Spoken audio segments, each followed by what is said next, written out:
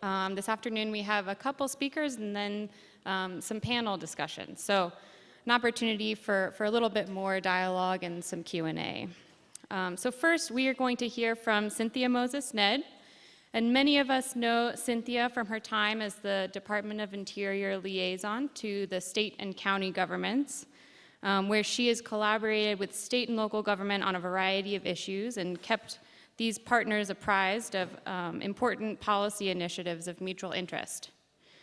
Cynthia recently joined the Department of Interior's Office of Wildland Fire, where she serves as the Chief of Staff, but couldn't help coming to join us here in Lander to talk a little bit more about cooperation and coordination. So help me welcome Cynthia.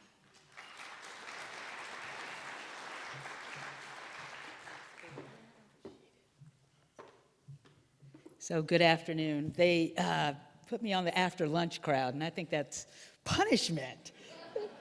So I'll say I served for 10 years in the Army Reserves in the nursing corps, and so when we would get sleepy in class, you either stood up voluntarily in the back of the room, or some drill sergeant was going to come around and yell directly in your ear.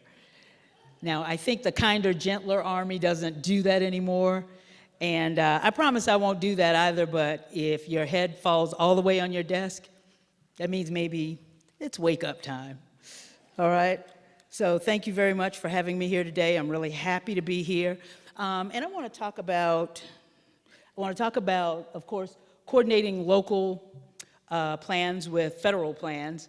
And we've talked a lot about cooperating agency today, so I'm not going to go into that dissertation again, but I want to talk about where we've been and where we're going and a little bit about how we got there. And then the panel that's here, I've worked with almost everybody that's here on the panel, will come up and talk a bit about their experiential efforts in terms of successfully implementing coordination and cooperating agency as a part of their day-to-day practices. So I started working with counties back in 2000.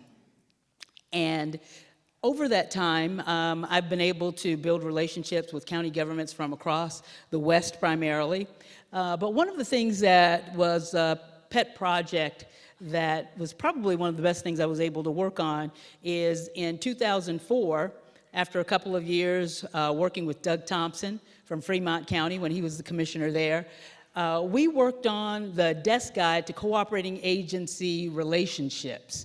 And that was an opportunity for us to be able to, because cooperating agency relationships, they were being utilized, but not in a consistent effort across the Bureau. In fact, many of you may have been on the board before Doug was the one who came to tell me this, that the BLM is telling me I have to come in under the state umbrella because BLM says there are too many counties to work with individually.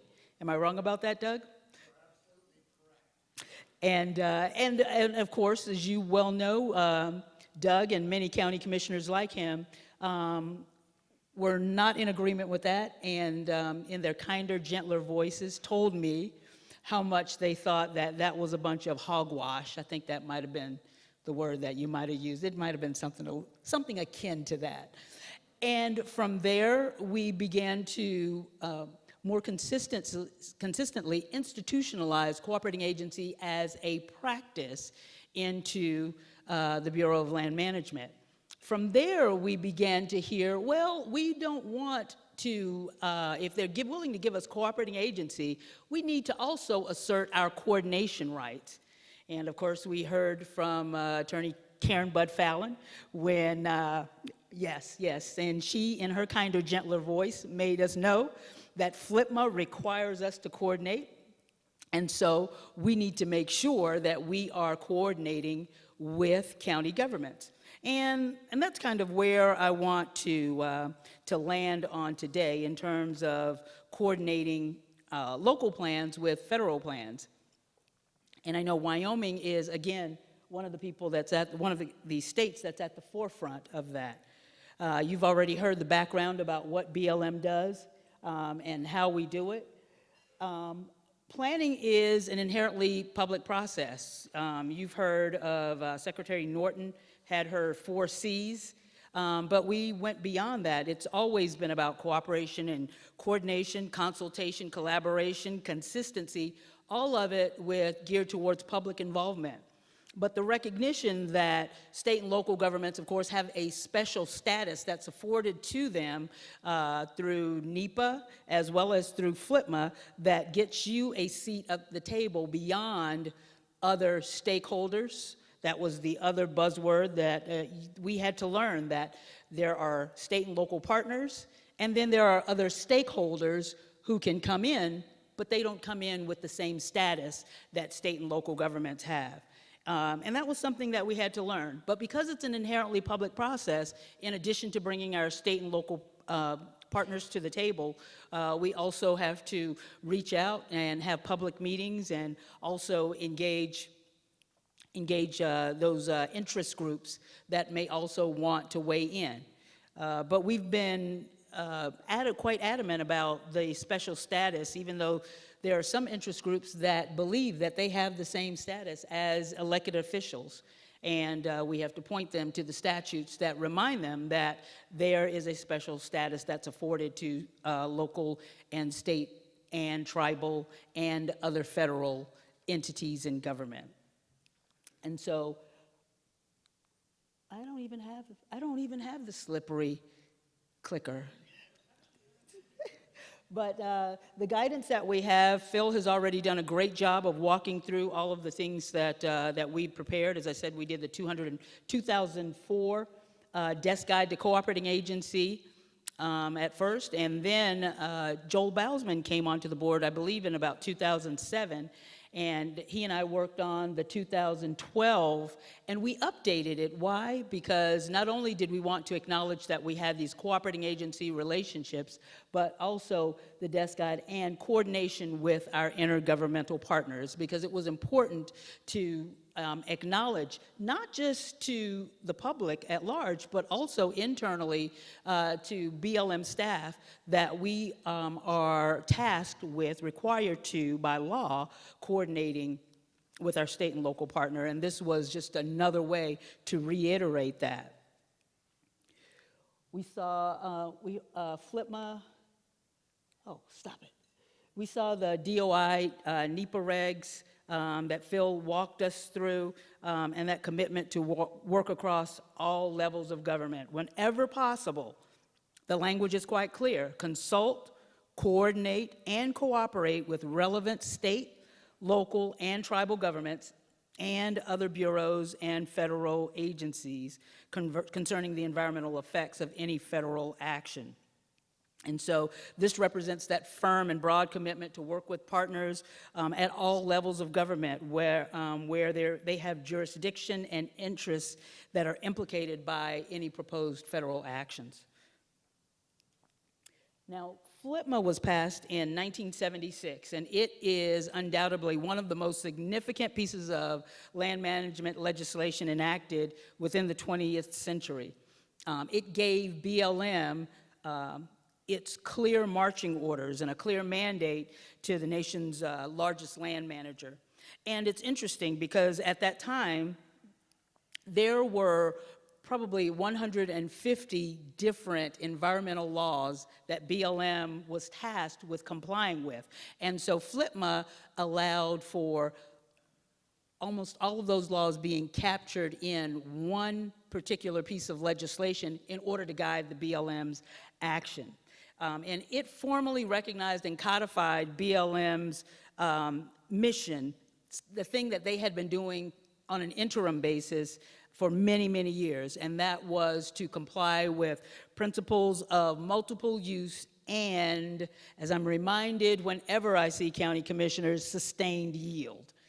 And it is, our mission has us at odds with ourselves because it's in conflict. We are tasked with, and I think that Tyler talked about it a bit this morning, we're tasked with allowing for recreation as well as for hunting and shooting. We're tasked with managing for grazing and also conserving for sage grouse habitat. We're tasked with going out and allowing for oil and gas development, and resource management, and also conserving special areas for present and future generations. So as you can imagine, all of those conflicts require that the planning be detailed, that it also reflect those principles, those activities on the ground. And who is best to know those activities on the ground? You who live in the areas where BLM lands are located. Oh, stop it. Now, what is the goal of coordination? Coordination seeks to balance the mandated land management responsibilities with our decision-making authorities and the needs, responsibilities, and authorities of state and local government. And for that, that's why coordination is so important. I like to describe coordination as what we do on a day-to-day basis. That's what we do. I think that's why many of our counties, particularly here in Wyoming, Joel and Caleb being a primary example, were able to go forth and have such a successful relationship because that day-to-day coordination, that awareness of local and state plans, that ability to be able to have those regularly scheduled meetings, not just when an issue arises, but being sure that you schedule meetings on a periodic basis as would work with your schedule. Why? Because we know that public land management is just one of the responsibilities that's on your plate. It's among all those other things that you have to do in support of and in caring for your constituents who have elected you to office. But when you have those meetings where you can sit down and you can talk over coffee, have breakfast, have even a standing meeting that doesn't involve food, even though I think food makes everything better, but where you can do that and have those conversations, when the issues arise, it's a lot easier to be able to address them. It doesn't take away the difficulty, it doesn't take away some of the discord that might occur, but because that's not the first time that you're meeting, and that's not the first time that you're working on things together, and that's not the first time that you became aware that this particular issue was coming down the pike, it makes it a lot easier. So coordination is that thing that we do on day to day. Consistency, which many of you hear about with regard to our governor's consistency review, is what we strive to be. That governor's consistency review is important, and that's the opportunity to ensure that state and local information on that last review of the plan, that state and local information is included. Now, that's the formal process by which consistency happens, but if you have that coordination along the way, there is the opportunity to be able to say, well, you know, we missed this, what happened here? And many times, the idea is not just including wholesale everything that a county may want to see in that plan, because there may be valid reasons why the BLM or other federal land managers within DOI can't include the county's position, proposal, or ideas into the plan. But at least there is an understanding of why we could not include that into the plan in our effort to be consistent. And so in terms of coordination, I'd like to look at FLTMA itself. And I know that's small language, but I think that it's important that we walk through it, because when we talked about coordination, FLTMA is quite clear. And even though it is quite clear, we get quite a few court cases and actions that I think Phil can attest to and has already described, which say that either we failed to coordinate or we did not comply with NEPA. And the two, in some ways, go hand in hand. So just walking through the provision of FLTMA that guides our requirement that we coordinate with state and local government, it reads as follows. In the development and revision of land use plans, the Secretary First caveat, to the extent consistent with laws governing the administration of public lands, coordinate the land use inventory, planning, that's the first line in green there, and management activities of or for such lands with the land use planning and management programs of other federal departments and agencies of the state and local government within which the lands are located. So it's clear, we are to coordinate our land use inventory, our planning, and our management activities to the extent consistent with laws governing the administration of public lands. And there are a couple of things there. To the extent that ESA comes into play, to the extent that grazing laws come into play, Clean Water Act, other laws that come into play, and the implementation of those laws through regulation to the extent that they come into play, that is our coordination requirement. But once again, that caveat out there that says, okay, if we cannot wholesale adopt that county position, an understanding of why we're not able to do it. Going forward, the second portion of that, the secretary shall, to the extent he finds practical, another caveat, keep apprised of state, local, and tribal land use plans. What's probably going to be the best way to keep apprised that federal agencies, federal land managers, keep apprised of county land use plans? You show it to them. And what would be your opportunity to show it to them?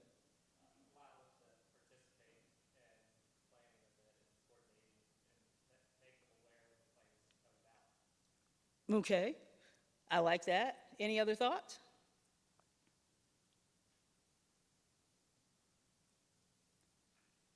I'm like Phil now, this is a tough crowd, and the after lunch crew.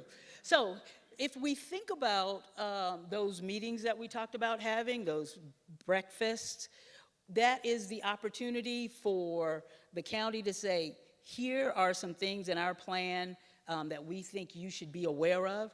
And it's also the opportunity for the land managers to say, these are the things that may be coming down the pike that you should be aware of.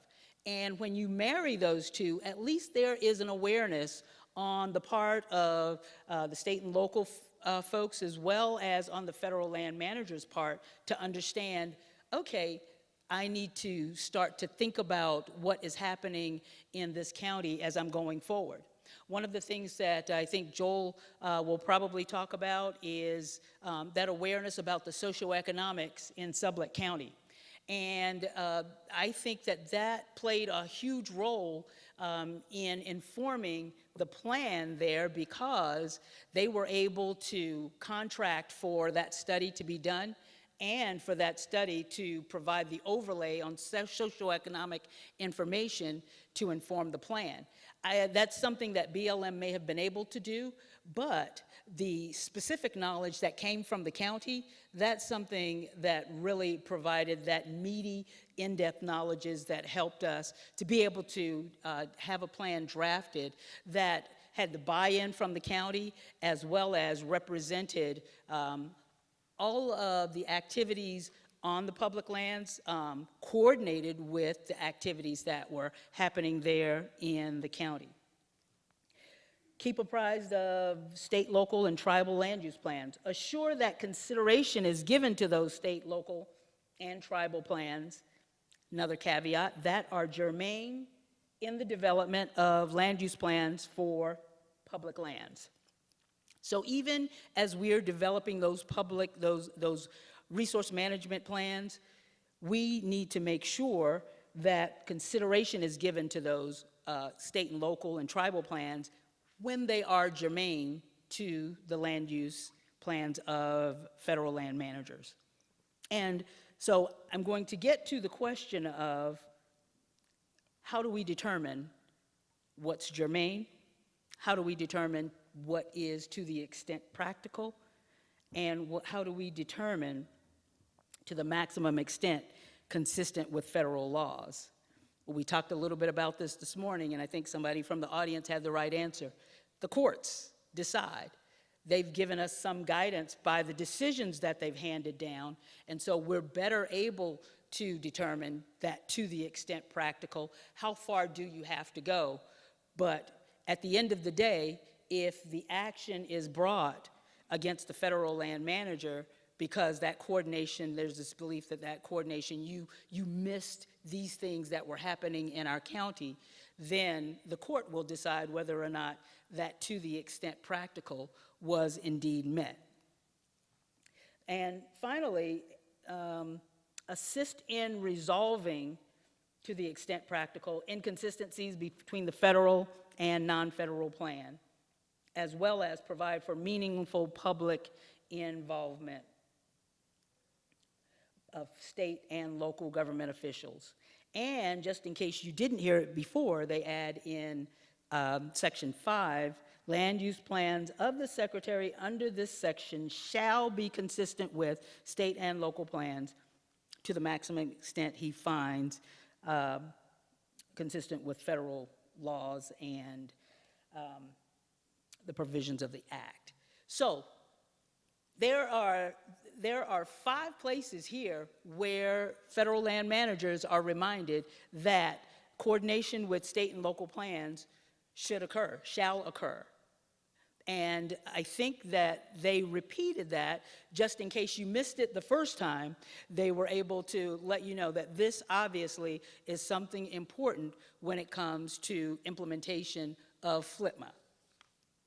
So what are some common sense considerations? As I said before, what is to the extent practical? Well, we've gotten some indication that that is within the realm of reason and possibility. And so what does that mean? What is within the realm of reason and possibility? What should you have known? What could you reasonably have known in terms of the county's plans? It's very difficult to know what's in that plan if either you've never seen it or have never had a conversation with that elected official about it. What those regularly scheduled meetings that I mentioned, that's a way in order to find that out. BLM staff being invited to your county commission meetings, and I would imagine here in Wyoming, that's probably a consistent process, am I right? Meetings between counties and BLM managers? Yes? No? Sleeping? Yes? How many of you are meeting with your BLM managers regularly on the county side? Okay, not as many as I'd like to see. BLMers, how many of you are requesting meetings with county officials and following up to make sure that they happen? All right. So we've got some work to do. I see this as challenges are always opportunities. So I think we've got some work to do, and the opportunity in order to make sure that that coordination is happening on daily, weekly, bi-weekly, monthly basis is something that will benefit not just the BLM, but also benefit the counties where those public lands lie. The other thing is ensuring that there is a local plan. Historically, how many of you have a local land use plan in place? Great, great. Looks like maybe about 2/3 of the room. That is wonderful. We had an issue previously where many counties, there were a number of counties in some other states that didn't have land use plans in their counties. And so they decided to craft resolutions that says your BLM plan must comport with our desires for these land use activities and designations. Well, that wasn't enough because FLTMA is quite clear. It has to be that it comports with an actual land use plan, something beyond just a resolution passed by the board on a particular day. So you've got to put in the work.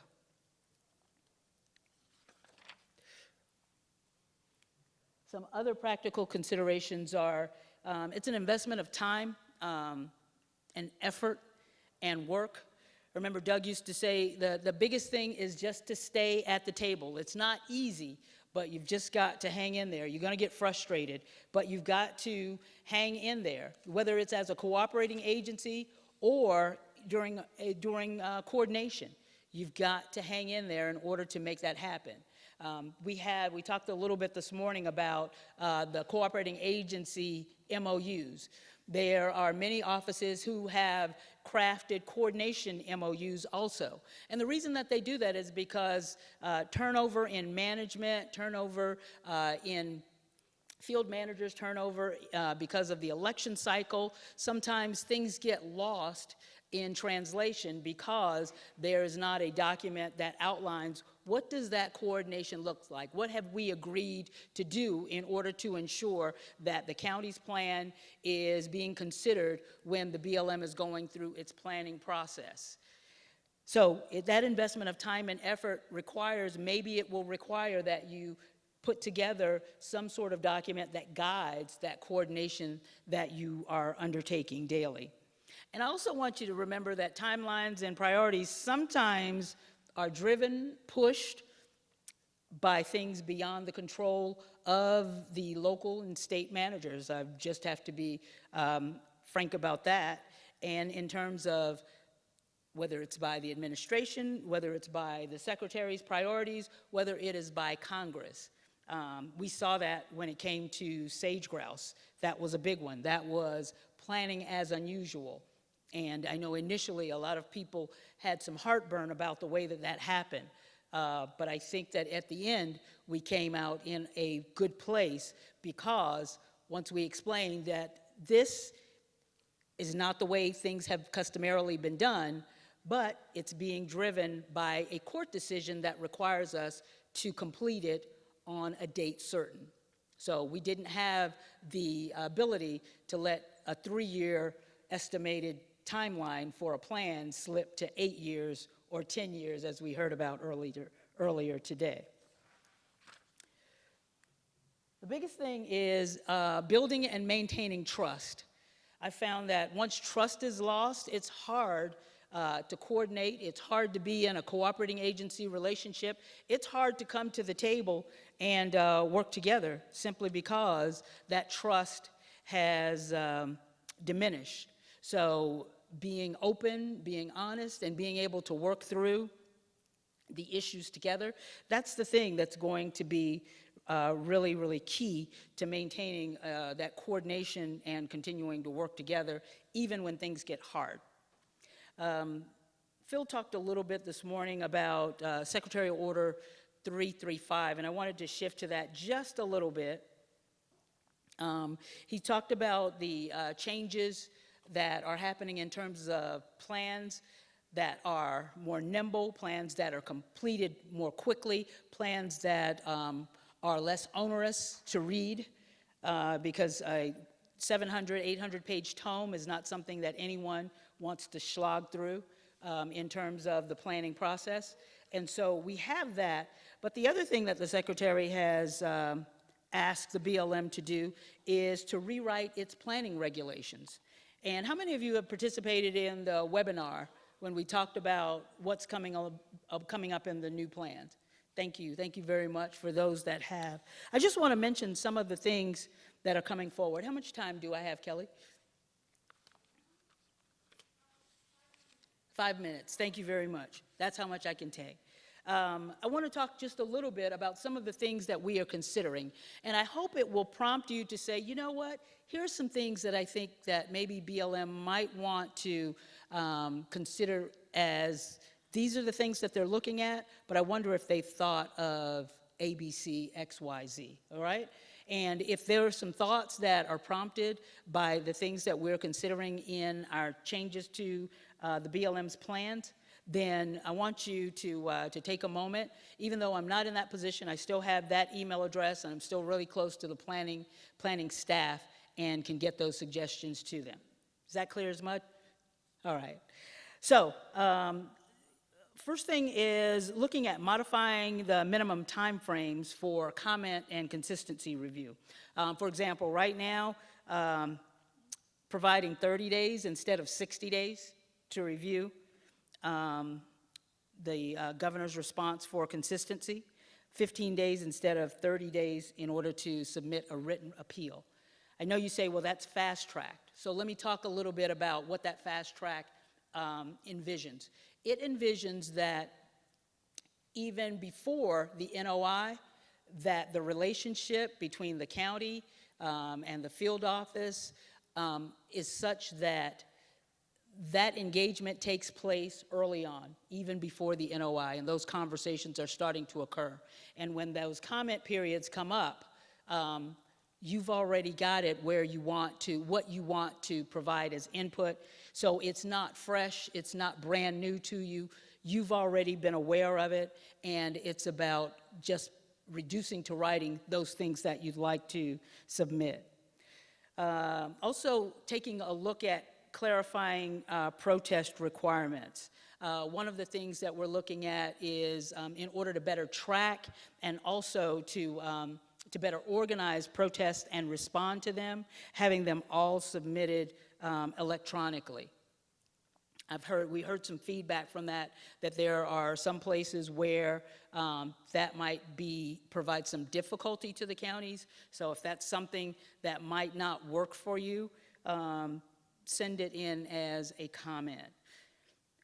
Clarifying procedures to establish and modify ACECs.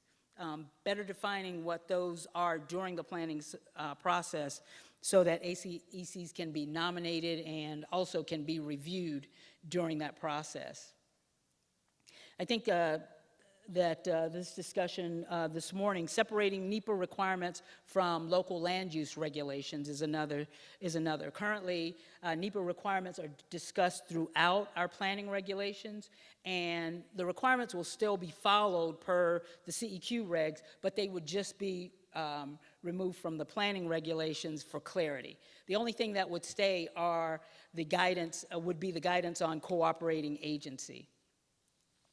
Clarifying that use of FLPMA inventory standards as a basis for local land use planning, and requiring the consideration of land health standards in the planning process. Basically, what we're talking about is moving those land health standards from moving them under the planning regs versus being in the grazing regs. And I think, Dick Loper, I think you and I have had a conversation about this and what it might mean and how you could see this working. Another consideration is clarifying and limiting the use of designations. Presently, the BLM has 11.5 million acres of multiple designations that we need to kind of clean up. And so we're looking to do that and going forward, limiting the use of those designations in terms of our planning process. We're also looking at, and we heard some comments back on this that was interesting, allowing the state the option of submitting a state and or local alternative for analysis in the draft land use plan. And I added the local because originally we talked about the state alternative, but there were some places where they said, you know, there's no way that the state is going to represent an alternative that meets the needs of my county. And so we're trying to work through that to see how we might better be able to have a consideration of a local and or state alternative within the plan. We have continued to reach out to our state and local partners. We've had conversations with the local officials here. If there are some conversations and things that we still need to consider, I'll be here until tomorrow. And I look forward to chatting with you. We've reached out to all of the Western Governor's offices, and we just want to make sure that the new planning regulations, this administration, I think that earlier it was mentioned that it is focused on making sure that the work with local government and that locally led effort to make sure that we're managing them with the local area in mind, that is done in a way that represents your views and your positions, your expertise, and your position. And where that is not incorporated, that there is a discussion as to why we weren't able to do so. So with that, I will end this session of the talk and call to the front the panel for our next part of the discussion.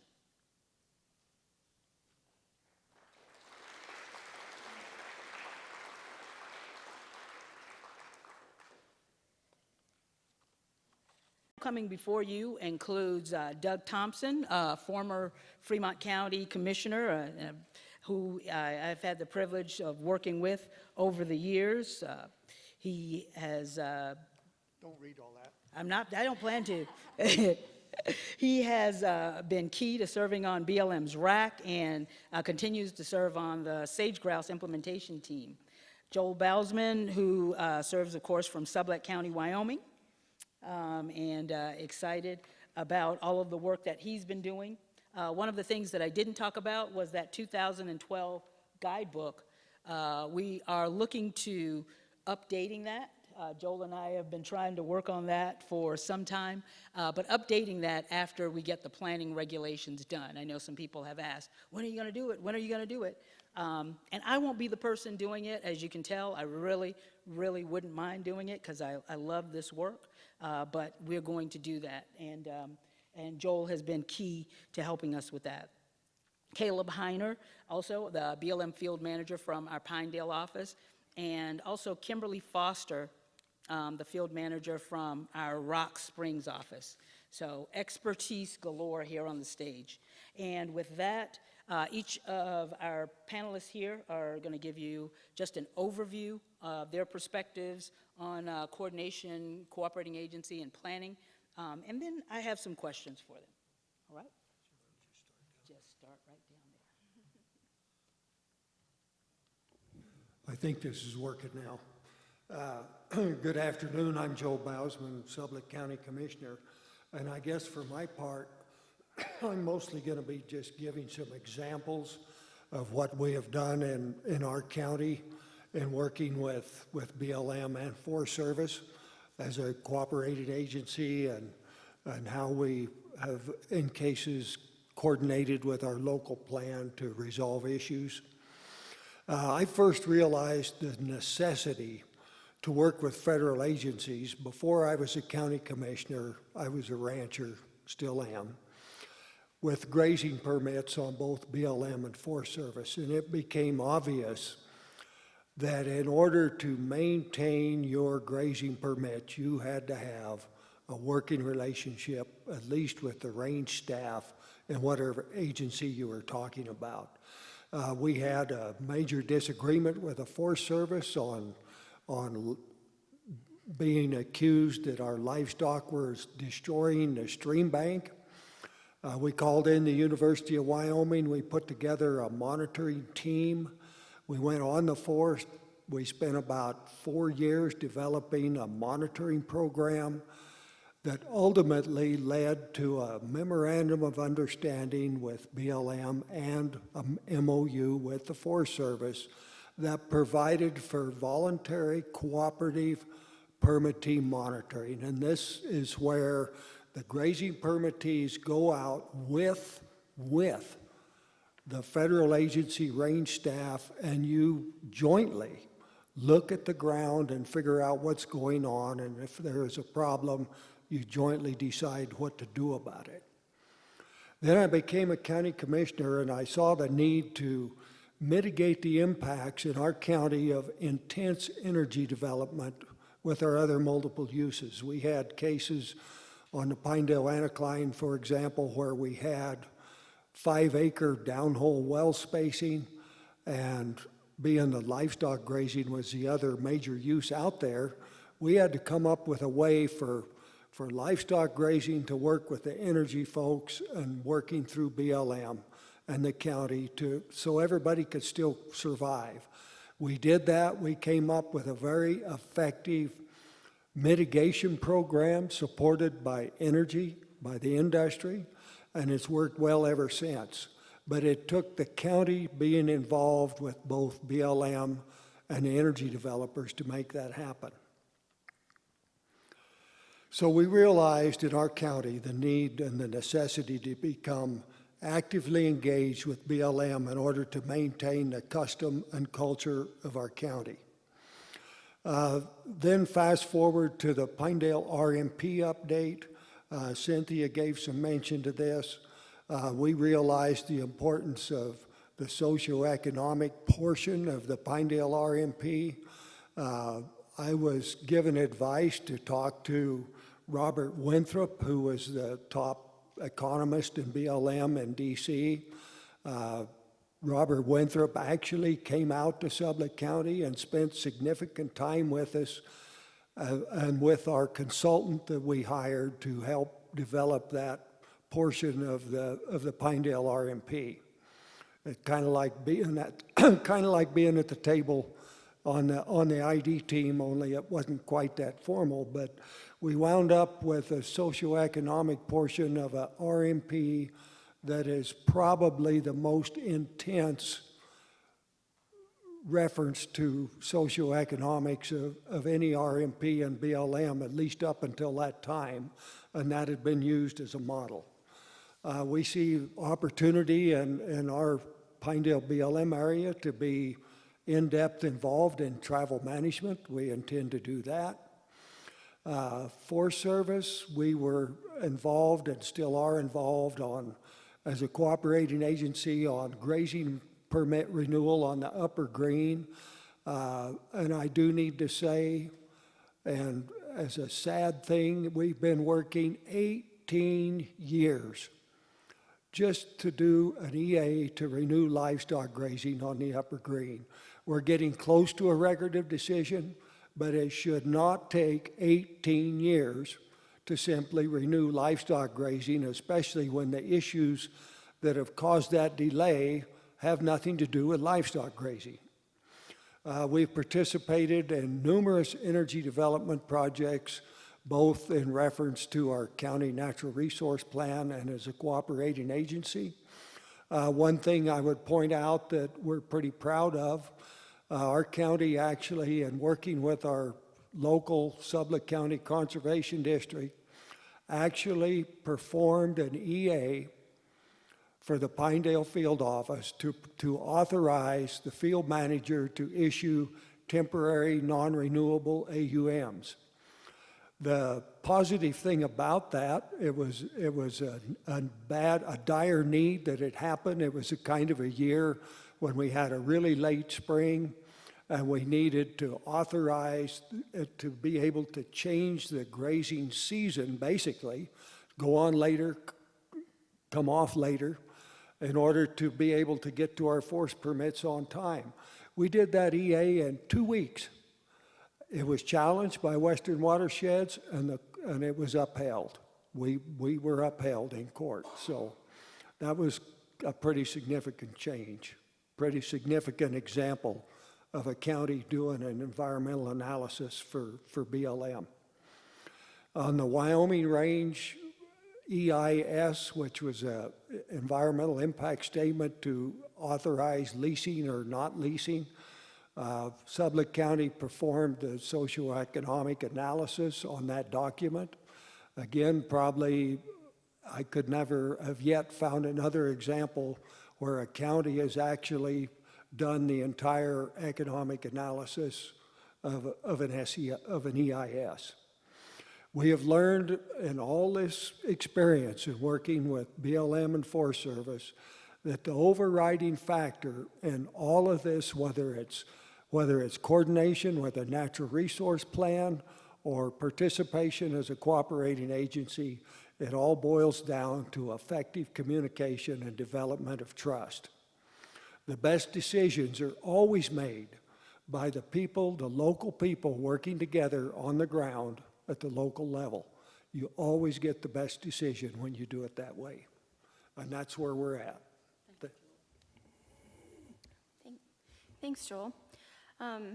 As Cynthia said, I'm Kimberly Foster. I'm the field manager for Rock Springs.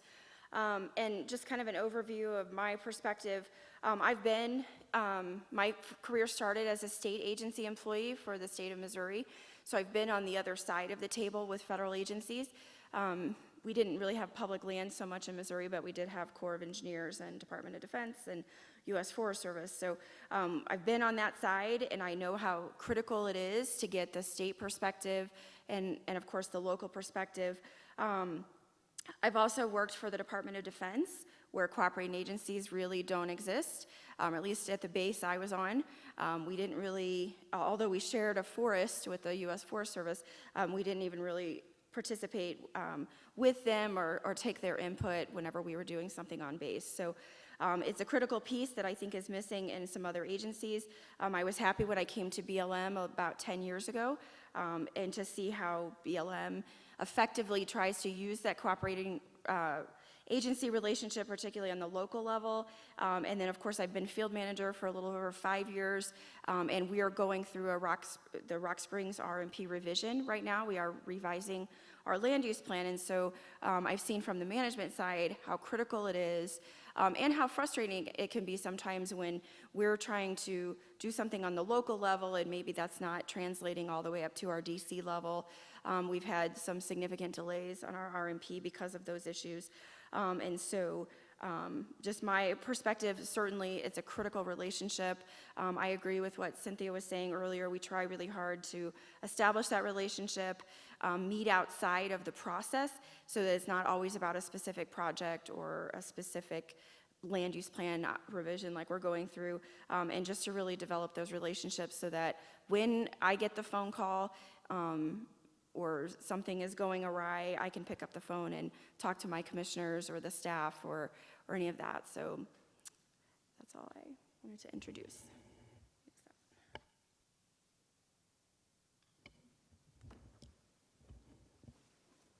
Hi, I'm Doug Thompson. I found out that one of the benefits of getting gray hair and getting off the commission, you can pontificate about the past. So you'll get to share some of that today. We have indeed come a long ways. I really appreciate Cynthia's very noble defense of the word coordination.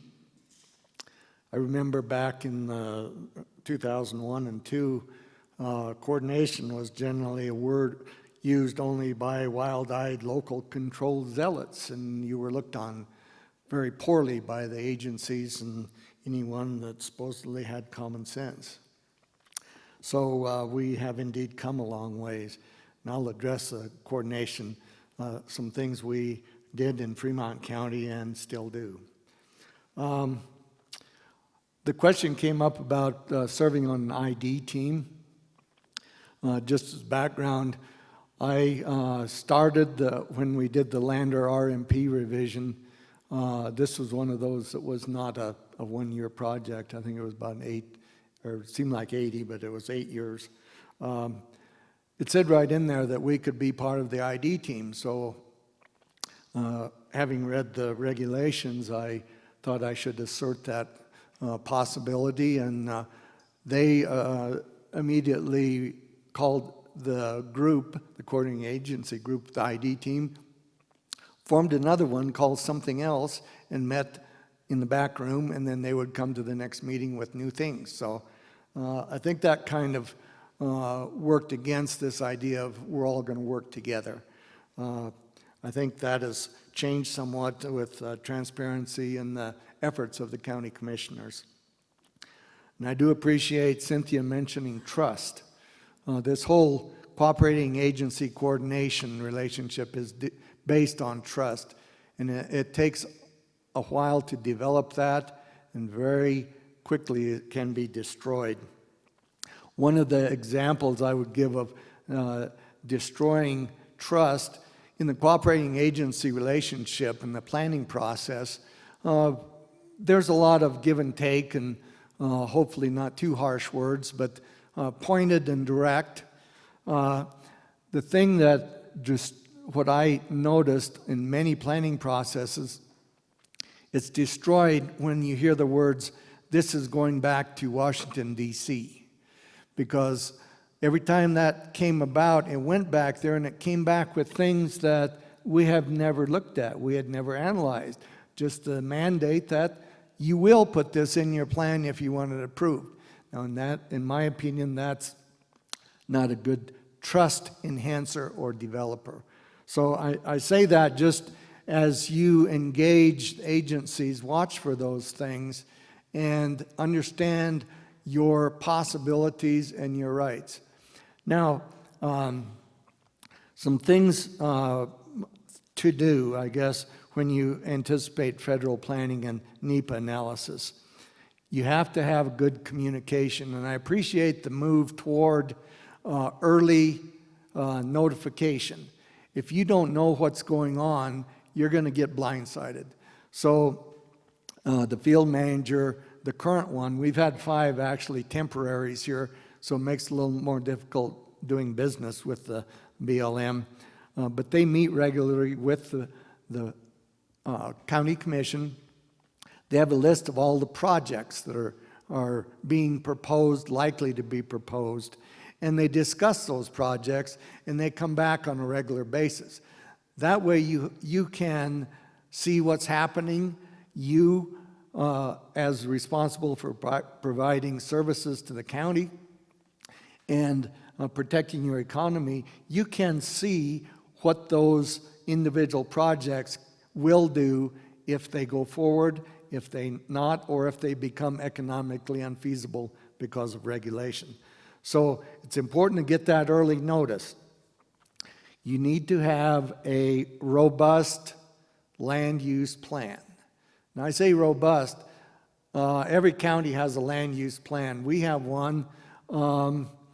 It's a land use plan, but it needs to take a step. I'll speak for ours, Fremont County's.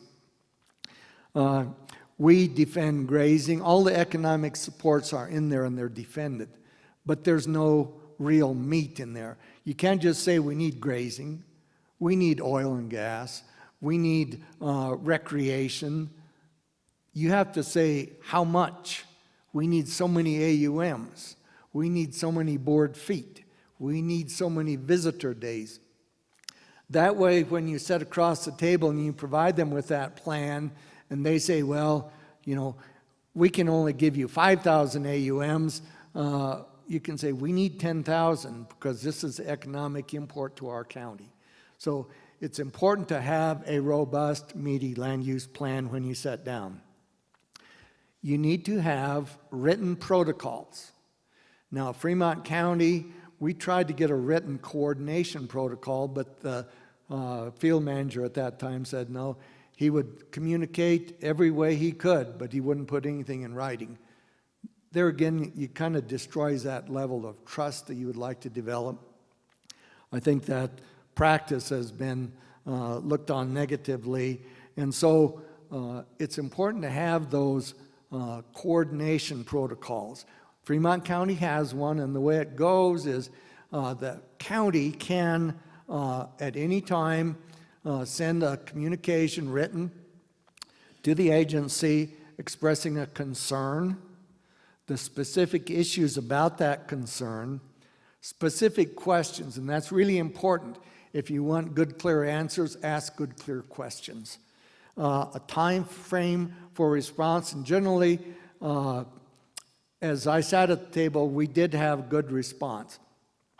And if there are any regulatory or statutory references or differences, it's important to put that in that communication so there's clarity of communication. And also the MOU. I know the agencies have said you don't need an MOU. At one time, you had to have an MOU or you didn't sit at the table. That has changed over the years. We did resist somewhat that original template. I think I was able to get a couple of amendments in there to empower counties to be a little more in control of that process and their participation. Another thing to do is weigh the cost. Every project is not going to make or break the county. RMPs, forest plan revisions, those are significant. And it's really important that you be there. It takes a lot of time and money. Time, mainly. So you have the right, and I think we've kind of missed this. I got the message that you either are in or out. Well, you need to define what your level of participation can be. If you do not have financial resources, you can do all the things such as Joel mentioned. Let the agency know that, what you can and can't do, how much you can participate. Let that be part of your relationship. And one thing I want to mention, Beth kind of brought this up, is the reason RMPs were so big is because they tried to make them bulletproof. That's impossible considering the judiciary that's in this country. So when you start an RMP revision, a lot of them start with a blank piece of paper. You do not have to do that. And I think counties can be a very good catalyst to have an annual review of your RMP and your planning processes. Look at how much progress you're making, set goals and priorities, so that when you get to the new plan, you have a history of participation and a history of inventory. All right. Well, one of the benefits of having good cooperators is they can do all the talking for you. Appreciate that. So Joel and I have worked on several projects together, and I've worked with some of you in this room here on some other projects. But so I began my career with the BLM almost 19 years ago, and I've worked on a number of EISs. The first one I worked on was what we call the Ruby Hill Environmental Impact Statement, which was a gold mine outside of Eureka, Nevada. And it was at that point that I determined that I actually liked NEPA. Is that better? Okay. So I actually liked NEPA and decided that that was something that I wanted to pursue. And so an opportunity came available for me to go to Pinedale and worked on the Pinedale Anticline Environmental Impact Statement there that Joel was talking about. And one of the things that was occurring with the Pinedale Anticline development was a seasonal boom and bust with seasonal restrictions for wildlife being imposed. You'd have an influx of people come in, and then the wildlife restrictions would kick in, the drill rigs would lay down, and that group of people would move out, and then they would come back the next summer when the wildlife restrictions would come back. And so the county was very instrumental in coming up with a plan with the operators to allow for a more stable workforce. And so they came to us with that proposal, and we were very much involved in doing that environmental impact statement there.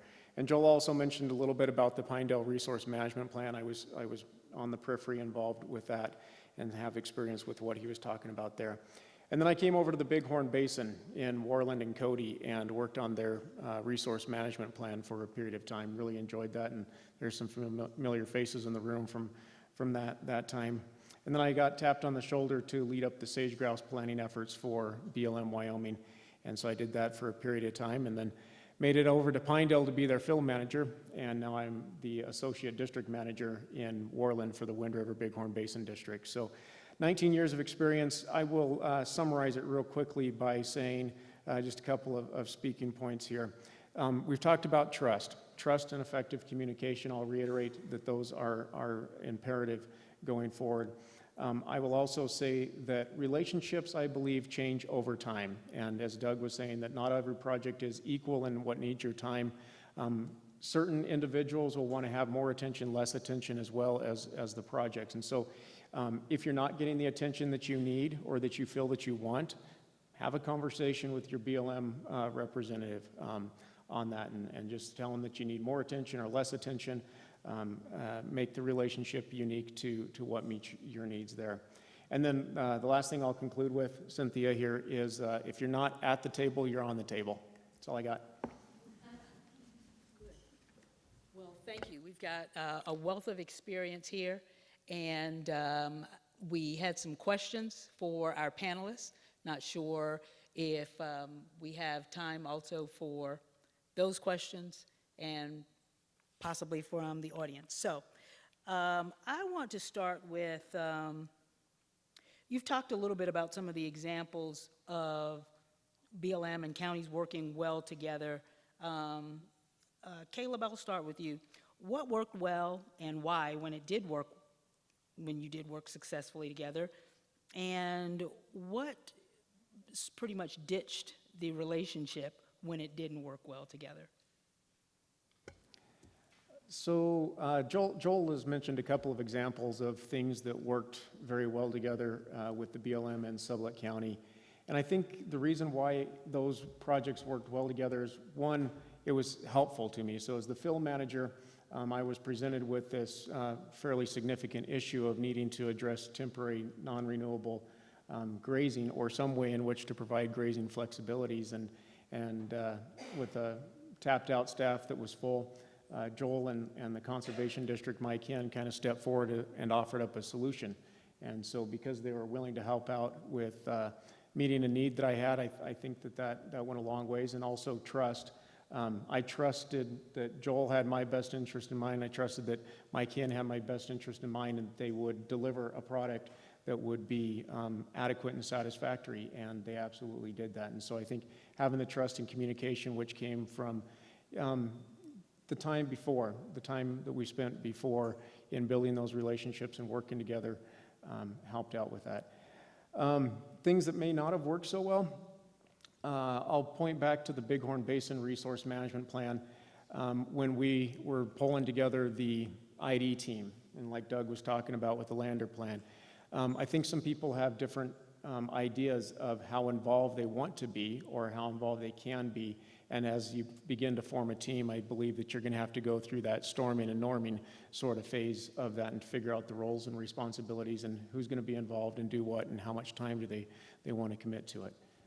But I overcame it, I believe, and you can open it up to other people to see if they concur, but I believe we went through the storming phase and made it to the norming phase and did all right with that. Great, well, thank you. Joel, I'd like to ask a question about when you have when you have contractors or representatives who are representing the counties at the table in the planning process, and you have different perspectives between the representative and the county they're supposed to represent. How, in your mind, how can federal land managers reconcile those differences?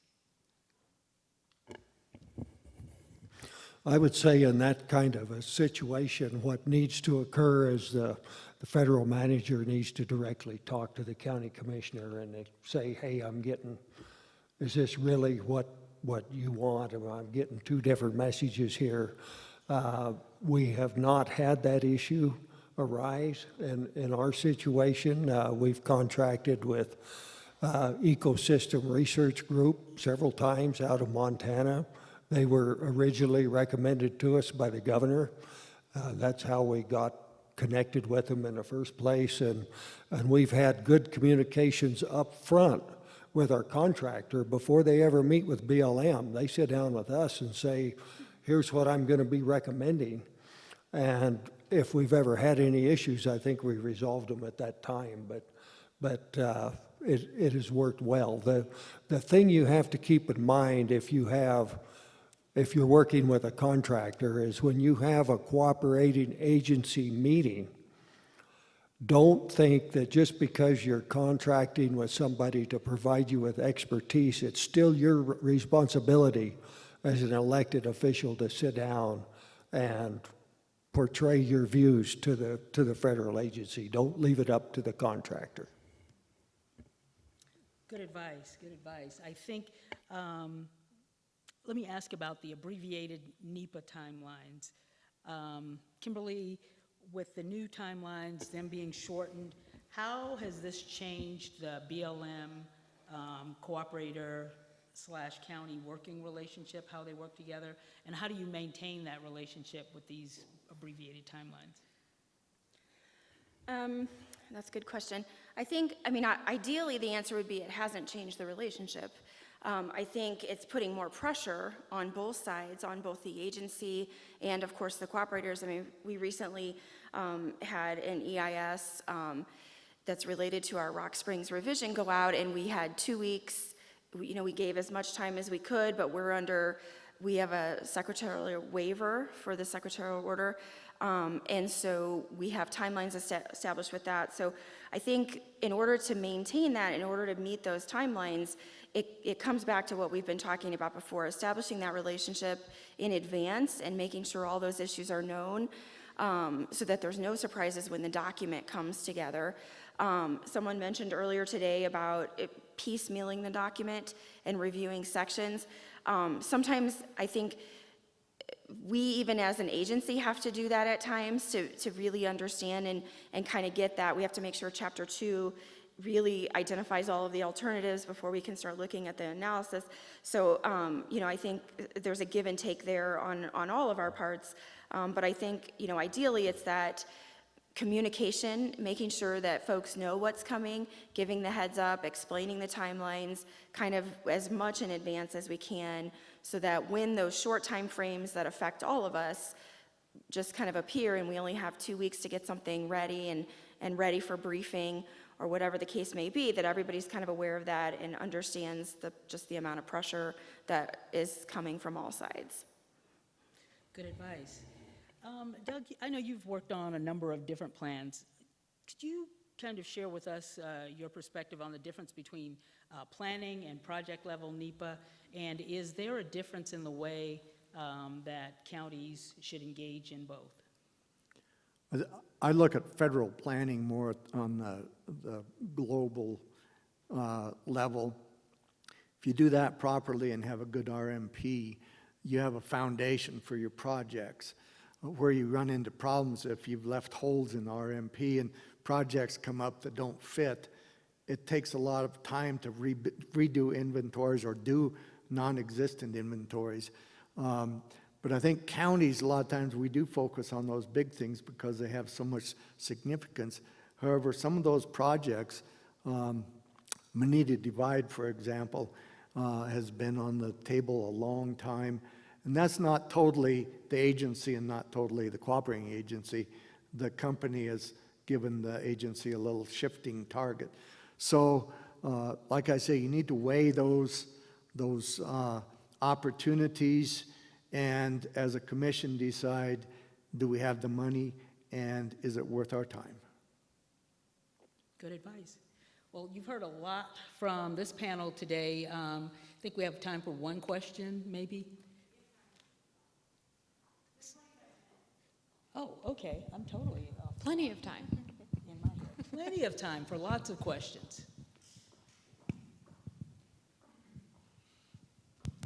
Thank you, and welcome again to Lander, and we appreciate very much your coming. I have a question about adaptive management. I haven't heard it mentioned today, but some of us are very, very supportive of the concept of adaptive management, and some of us are of the opinion that some of the previous land use plans have been somewhat of an impediment to local application of land use planning, the adaptive management within the land use planning process. Is anybody on the panel or Cynthia, could you respond to how we make those land use plans much more compatible to the adaptive management concept?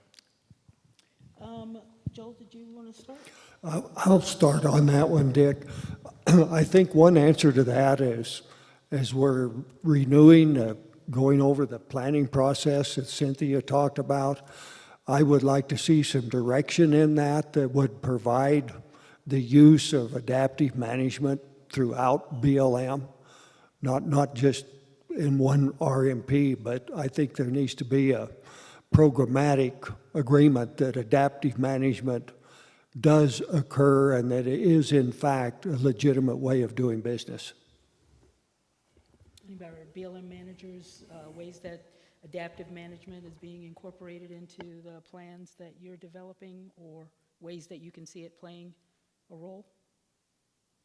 Yeah, I'll try to address part of this, and maybe I'll address it from some of the difficulties with adaptive management. And so I'm going to steal some stuff from my lawyer here for a minute. What I'm going to say is my own opinion, is not the BLM's, is not the Wind River Bighorn Basin District's, it's only my own. But adaptive management is fairly difficult for us to analyze the impacts of, right? Because we need to disclose not only what the impacts are of our decision that we're making, but also of any adaptive management responses that we may have in the future. And that just increases the level of uncertainty that arises, and it makes it difficult for us to come up with a defensible NEPA analysis that is 100 pages long or less. So there's some challenges with adaptive management. And then I think there's also a degree in which we don't want to make our land use plans all that changeable, right? Because the intent is to have a plan that can provide direction and certainty over time as opposed to being changed at a whim, right? And so there's processes in place that I think we can better utilize for our planning land use allocations. And one of those that I would advocate for if I was king for a day is that we kind of put the resource management plan revisions to the side. Sorry, Kimberly. But we kind of don't do that. Instead, we focus more on germane, meaningful amendments. So as those things come up, that those projects that we want to implement or that we need to change something on, that we do a land use plan amendment. And I kind of relate this to a house, right? And so as my family grows, occasionally we need to add a room onto the house. Well, that room would be like a land use plan amendment. But what we often do in the BLM is we go like, well, we need a new room. And so we bulldoze the entire house and we start building the resource management plan revision in order to address our need for a bigger place to live. Sure. I also wanted to add, I think that's a good point, Caleb, and I'd be the first to let go of the RMP revisions. So we're 8 years into the making. But the other thing I want to say is, because I've been in land use planning a long time, and I think sometimes we get to the point, and this goes back to the trust issue. We've had this conversation a lot through our Rock Springs revision. When we try to make our land use plans so prescriptive, and this is kind of what Doug was talking about earlier, where we try to make it cover every single situation that could possibly occur on the planet, then sometimes they get so prescriptive that it's hard to work within them. And so I think we need to look at land use planning from the sense of, well, we need it to cover all situations, like Doug was talking about, all types of situations, but maybe we don't prescribe specific management actions that are so prescriptive that we have no flexibility for implementation. Now that addresses adaptive management in the sense that we have some flexibility within those management decisions. As conditions change, Caleb's right, it's a little bit harder for us because ultimately that land use plan sets the umbrella that we're going to work under. It kind of explains the how of how the field office is going to be managed over the course of time. And so it gets a little bit, tricky when conditions are changing constantly without having to amend that plan. But I think, and if you look at some of hopefully the Rock Springs plan is not super prescriptive. I think that's one of the things we've tried really hard to work on. But some of the plans that came out kind of in the mid-2000s are extreme. I mean, they had to revise their plan or start amending it on the very first projects that came through the door. That's because, they tried so hard to manage for every specific situation so that there could be no flexibility. And I think that comes back to trust with the local folks. And we, to some degree, had this push in Rock Springs when we first started was, everything has to be in there. We have to cover every base. Every single action has to include rangeland health standards or, that kind of thing, because there's a lack of trust that BLM, in the end, as an agency, will be able to implement that plan to the satisfaction of the local stakeholders, particularly the counties. So it all comes back to trust too, but the key really is to make it prescriptive enough to provide that stability that Caleb was talking about, but not so prescriptive that you don't have flexibility within it. I need to clarify what I'm thinking of adaptive management. I was thinking in the context of, as an example, with livestock grazing, of providing a field manager with the flexibility to react to whether it be to fire, to drought, to a very late season where you need to change the season of use. They should have that flexibility without having to do an RMP amendment. That's what I was talking about. Thank you. So I want to follow up on this one a little bit if I can, because I have the mic and I get to go first or second. There's a dichotomy there a little bit between the commissioner's desire to have some flexibility and assurity and the agency's desire to have a manageable thing. But I guess the trust thing, the other dynamic that we have to think about is how do you make sure you create a plan that works administration to administration. Here in Wyoming, over the last 8 to 12 years, we've seen the pendulum has swung as we talk about things, and these plans, they'll survive administrations. So the adaptive, I want you to go deeper into this one, because I think we need the flexibility, but it has to survive an administration change and leadership changes as well. And unfortunately, I don't think I heard a solution. I heard why it's hard, and I understand, and I heard why we want it.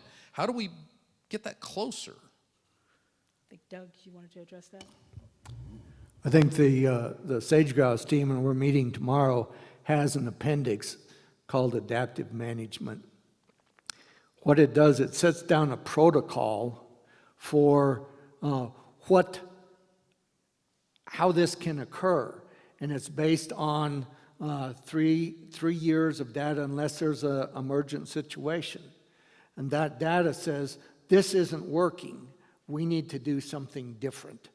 And then that concern is run through the local working group, it goes through a state working group, and then changes can be made, but they're monitored.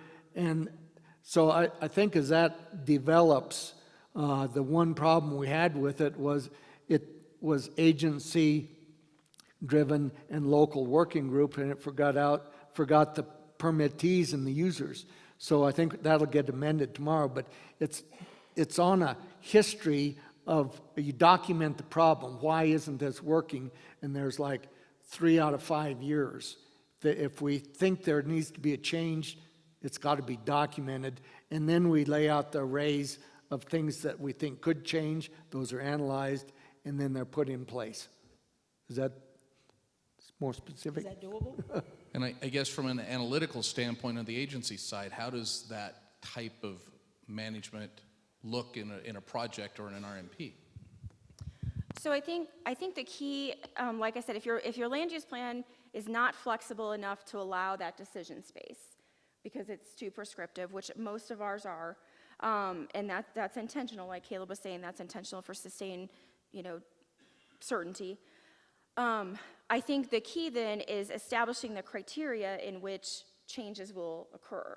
So, and I think that's what the sage-grouse plan was intended to do, and the appendix that Doug is talking about kind of establishes that criteria. If you have 3 years worth of data and, it meets these certain criteria, and even within some of our projects, like our big EIS projects have some criteria there where if things through the course of monitoring and through the course of time are not working out like we thought they would, then something needs to change. Probably that's going to result in a land use plan amendment. It'd be great if the new planning regulations that Cynthia was talking about make those easier and less time consuming. I think that's where we all want to go, so that we can make those amendments on a more regular basis, so they're really more reflective of what's actually happening on the ground and kind of where we want to go, so it's not so rigid in this 20-year planning process that has to be restarted every 20 years from scratch. Thank you. Any other questions? Thoughts, comments?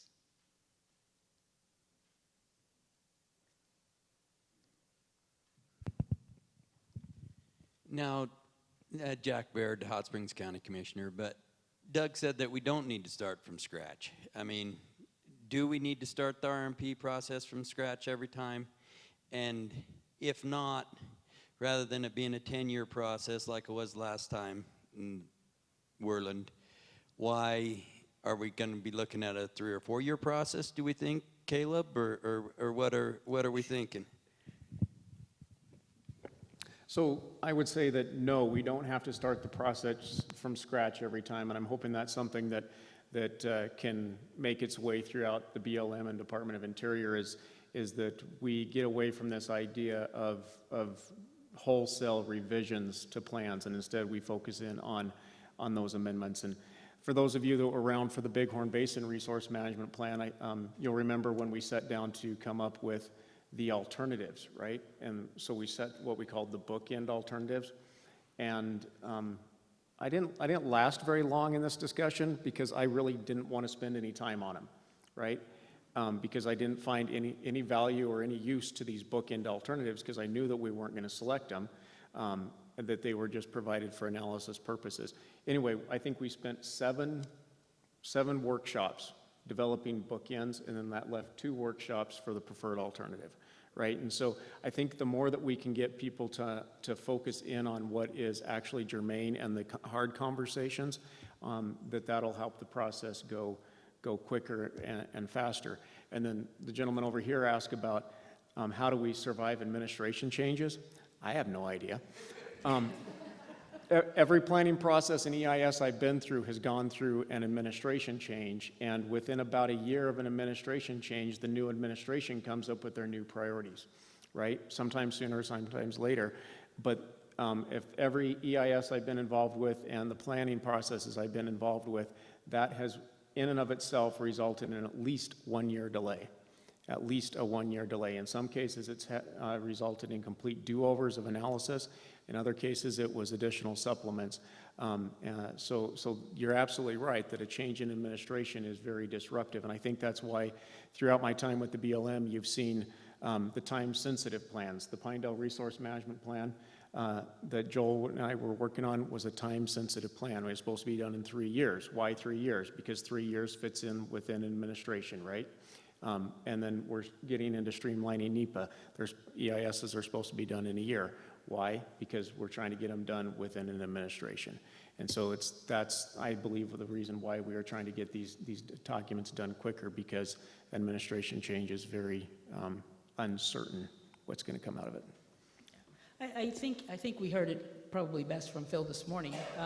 The pendulum swings because, as you noted, each administration comes in with its priorities, and where the current plan may not rise to the level of helping to meet those priorities, whether it is increased oil and gas development, or in terms of getting us to energy independence, or whether it's conservation focused. If the plan doesn't get us there because it doesn't swing to the middle, then of course there must be an amendment, plan revision, or wholesale rewrite. So that's hard. I think if we solve that problem, we would be able to make quite a bit of money as consultants in Washington, D.C., I believe, if we're able to solve that problem. But that's where it falls, unfortunately. But I think we're getting better. I think we're getting better at it. But that's going to be one thing, though, to help support these local land use planning efforts. Oh, sorry.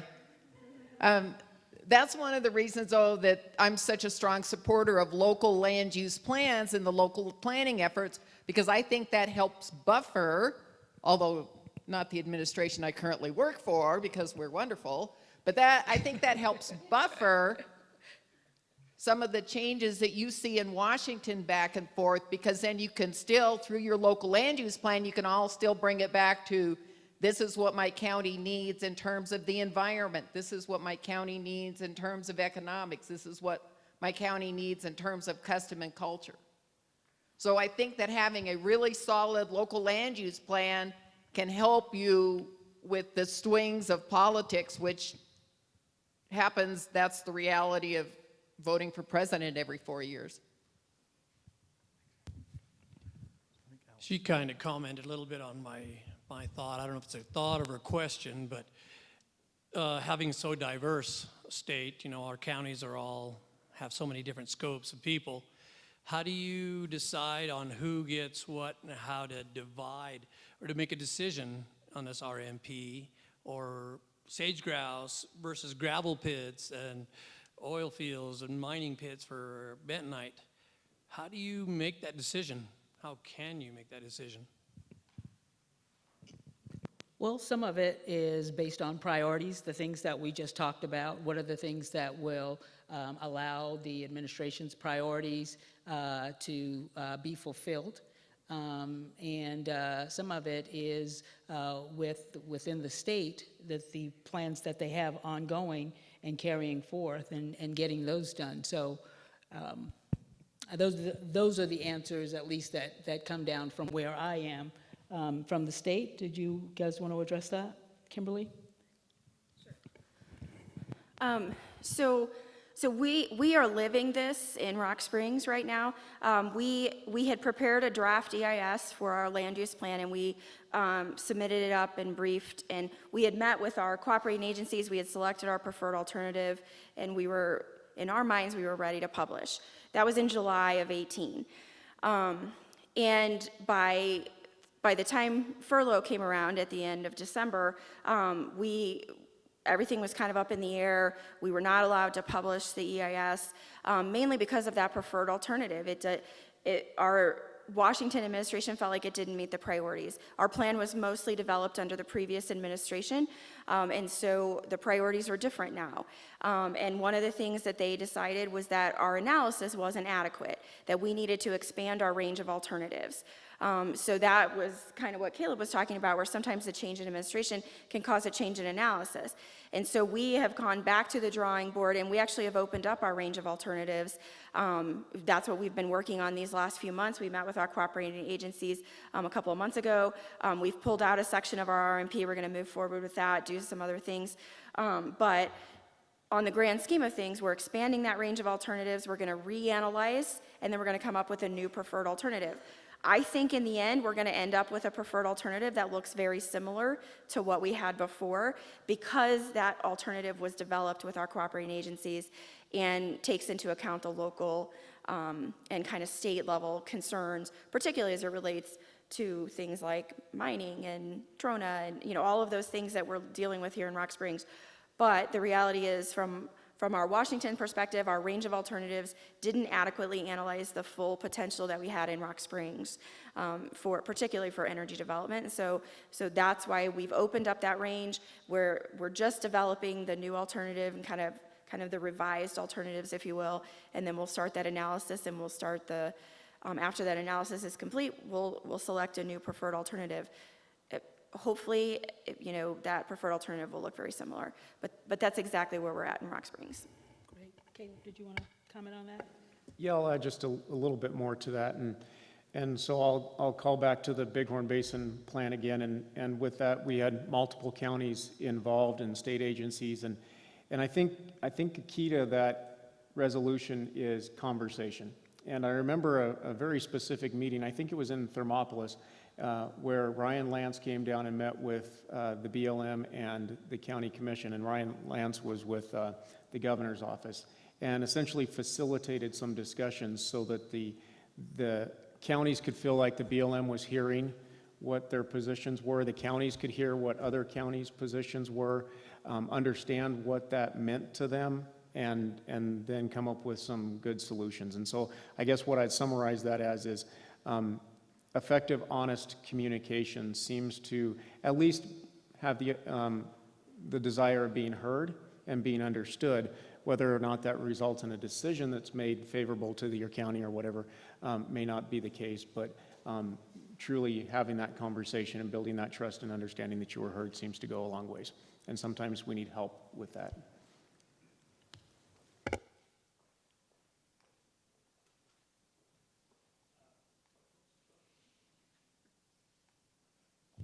Oh, there we go. So several years ago, I had the pleasure of serving on a RAC for the Montana Dakotas area, and I was involved in the RMP process through that RAC, and it was quite a while ago, so I might have some of my memory not quite correct, but as I recall, they said the RMP is designed to last for 20 years, and then you get a new RMP. But they acknowledged that the RMP process, as we've talked about today, is taking probably, I don't know, in many cases, maybe 10 years. And I remember someone saying that years ago, the RMP process, developing a new RMP took maybe 1 year, maybe 2. And so it seems like we're back to this thing where it almost gets self-perpetuating, that it takes so much time to develop the RMP that things change, administrations change, economy changes, market demands for materials changes. And so it almost becomes self-perpetuating, that it just lengthens it to address all these things. So I kind of have the same question that I did for Phil. What has changed within the Department of Interior, the BLM, that makes it so difficult to process these RMPs in a timely manner, whether it's an EIS for an RMP, or whether it's an EIS or an EA for some kind of development, but that time seems to exacerbate the problems of even extending the time further as external forces change the dynamic of what's happening on the ground. So I'll start off with just a broad brush answer, or at least some things to think about. One, of course, is, and we talked about this a little bit earlier, the idea that you can bulletproof or lawsuit-proof or always prevail, building a plan on which you will always prevail, because the BLM will be sued. It doesn't matter which side of the fence the plan comes down on. With implementation, usually comes the lawsuit.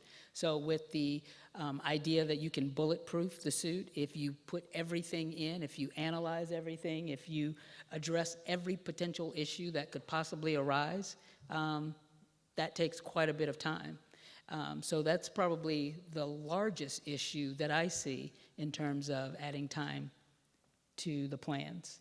Any thoughts from the ground? Just one thought I've had, and part of and it was mentioned earlier, part of the key to this extreme or this extreme is the local county natural resource plan and a continuity from one board of commissioners to the next. So if you see a big change coming, and if it doesn't fit your resource plan, you point that out.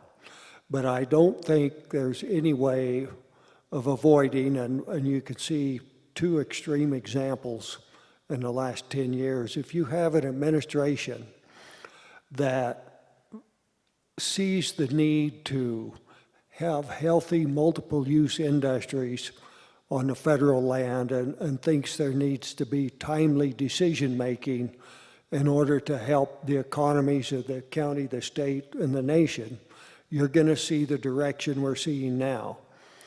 On the other hand, if you have an administration that says, we don't want things going on out there, we would just as soon it be treated as a wilderness, then you'll see the other extreme. Let's not get to a decision. Let's put it off, and just, that's a way of doing nothing. That is my own personal opinion. I have nothing to base it on except experience. Doug? Yeah, Lyndon, I think Kimberly touched on it, was the agencies got in the habit of making their plans so prescriptive there was no leeway. And if you look at the goals and objectives in a plan, they're pretty, generic, and they allow for a lot of things to happen. If we could kind of leave them there, or with a little more clarity, and not get so absolutely prescriptive, these things can stand the test of time with management actions and amendments. And one of the problems with amendments, they became kind of radioactive, because as soon as you opened up one thing, you ended up everything was back on the table, like Jack Morrow Hills. That was before you. Yeah.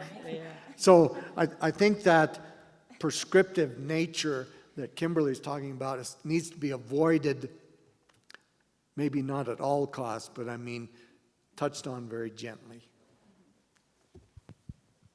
I think that's all the time that we have for questions for this panel. Thank you to the audience for such thoughtful questions. And Cynthia, thank you for your remarks, and thanks to the panelists. We're going to take a 15-minute break, and we'll meet back at 3:15.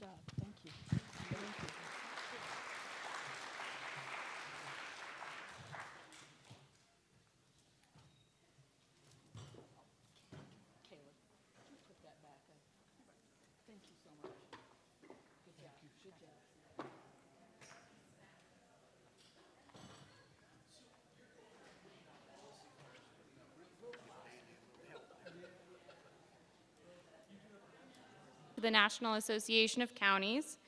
He works directly with NACO and county commissioners to fulfill various partnership commitments.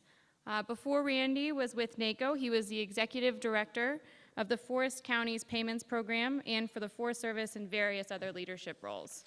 And also a fun fact about Randy, he and his family own a vineyard in the Shenandoah Valley, and I can say from personal experience, they produce a nice product. So with that, please help me welcome Randy.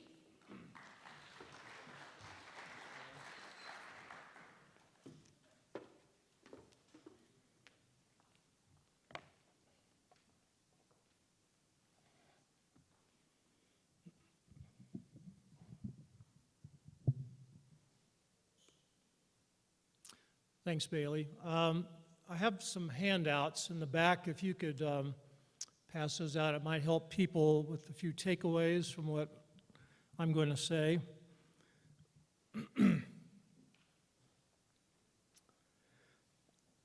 Cynthia Moses Ned and I are the only two representatives in federal government that have a liaison relationship with the National Association of Counties.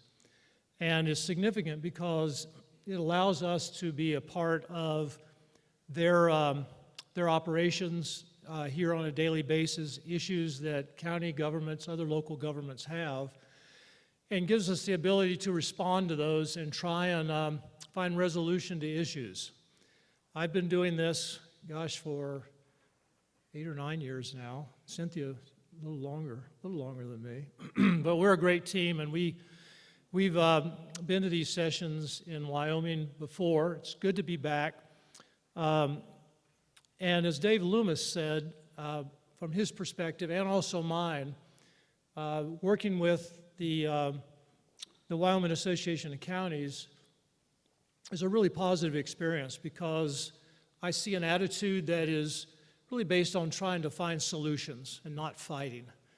Not that there aren't issues from time to time that we have to try and resolve, but I crossed paths at the airport yesterday with the deputy chief of the National Forest Systems, and he said, well, he was going to a state, which I won't mention, where they were, all he had to do all week long was listen to problems.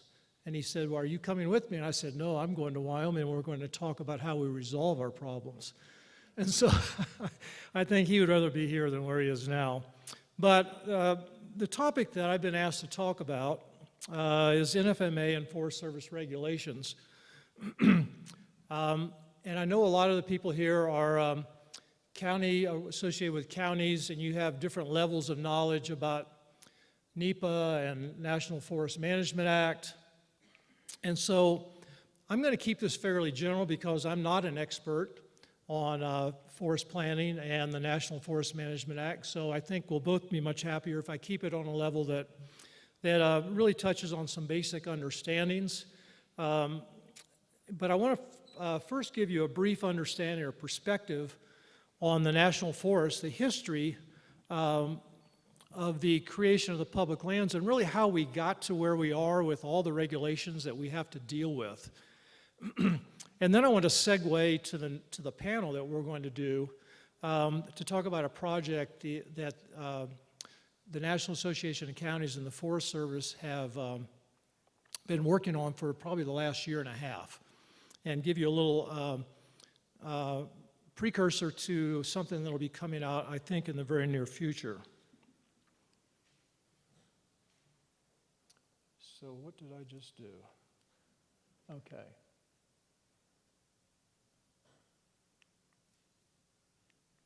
Well, one of them was very, very sensitive, and the other one doesn't do anything at all. Let me try that again. Which one should I push? Oh, that one. There's too many buttons on this. Got it. Okay. All right, so we've heard a lot about NEPA this morning, a little bit about FLIPMA, that really is the planning law related to Interior and BLM, and so NFMA is specific to the Forest Service. But when these federal lands were created, it was during a time that was really a conservation movement, not an environment, what I would call an environmental movement that took place in the mid to latter part of the 19th century. But the environmental movement, from my perspective, and the thing about history is people all tell it a little differently, so I'm a little general in this. The environmental movement that we're dealing with, the laws that we have to deal with, really started post-World War II.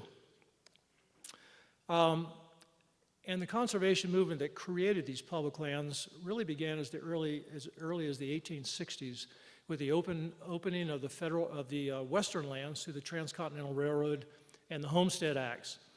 What's interesting is by the end of the 1800s, one half of the nation was transferred into private ownership, all in about 1.1 billion acres.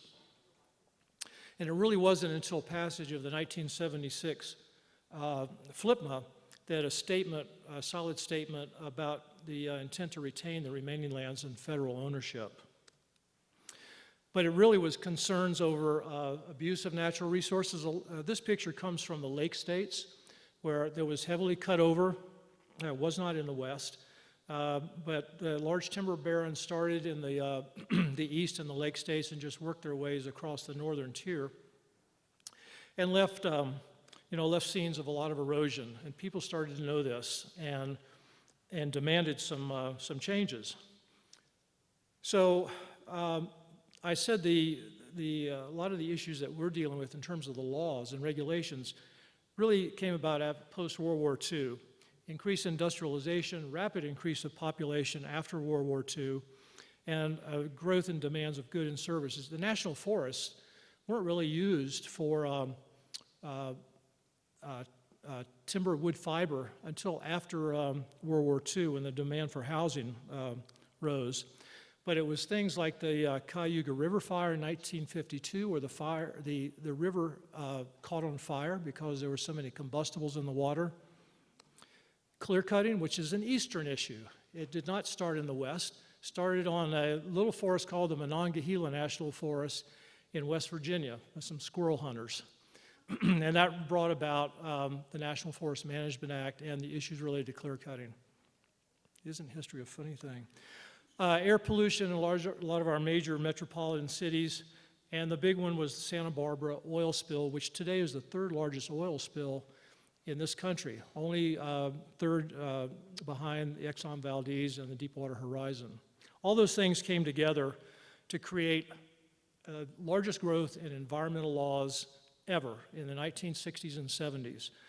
Multiple Use Sustained Yield Act in 1960. Of course, we've talked about NEPA. Clean Air Act, Clean Water Act. Clean Air Act, what does the Forest Service have to do with the Clean Air Act? Any wilderness area that could be affected by any industry that might have emitters of SO2s, nitrous oxides, have to be assessed. Those industries have to be assessed in their effect on wilderness areas. Of course, we're all familiar with the Endangered Species Act and all the others there on that list. So let's get specific. National Environmental Policy Act. It was an amendment to the Forest and Rangeland Resources Planning Act of 1974, which really established the need for every national forest to produce a forest plan. Every 15 years, plans must provide multiple use sustained yield of products and services consistent with the Multiple Use Sustained Yield Act. So NEPA required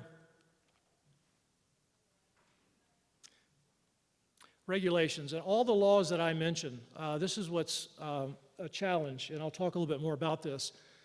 A lot of the federal laws don't give us a lot of direction. They charge the agencies to produce the regulations, and that's where the rub comes in a lot of time, because those regulations are then tested in court to how well they comply with the original intent of the law. They have to be developed, the regulations have to be developed by a committee of scientists. They have to incorporate specific guides on timber harvest, and this gets back to the clear cutting issue and the sustainability.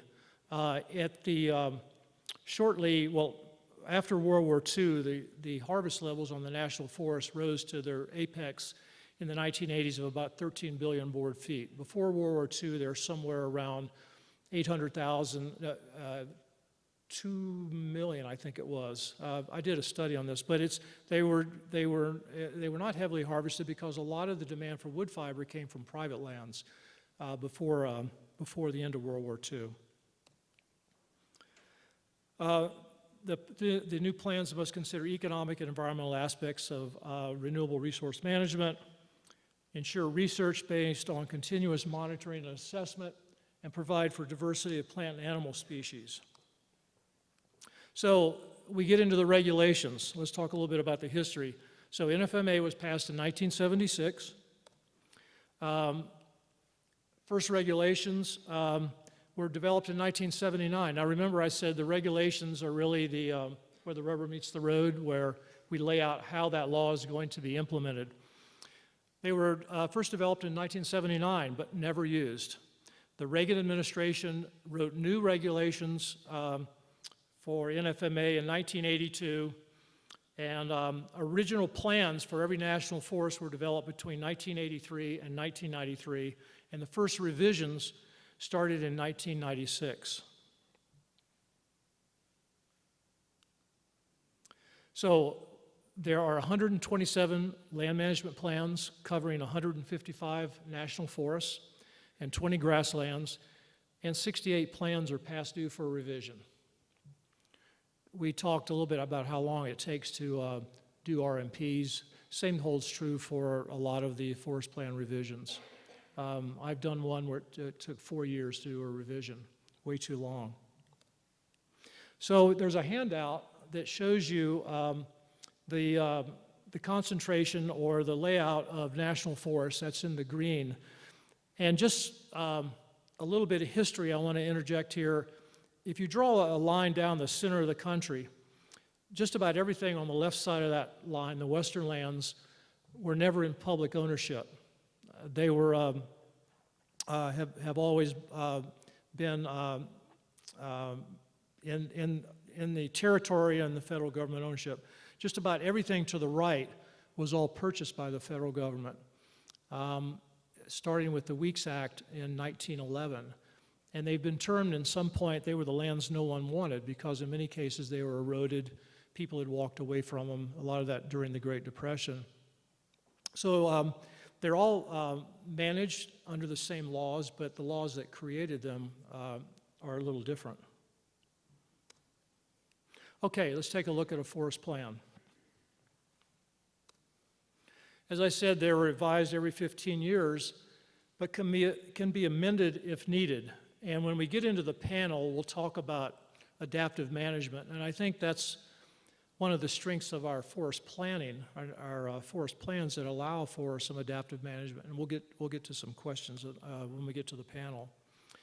It provides broad strategic direction. It does not authorize any action or compel any use. Instead, it guides future decisions for projects like timber sales or activities like travel management. So if we look at the Bighorn, you might see a division or a segregation of lands like this where those lands have been studied and assessed and allocated for different uses or different standards and guidelines. We talk about desired future conditions. What do we want these lands to look like?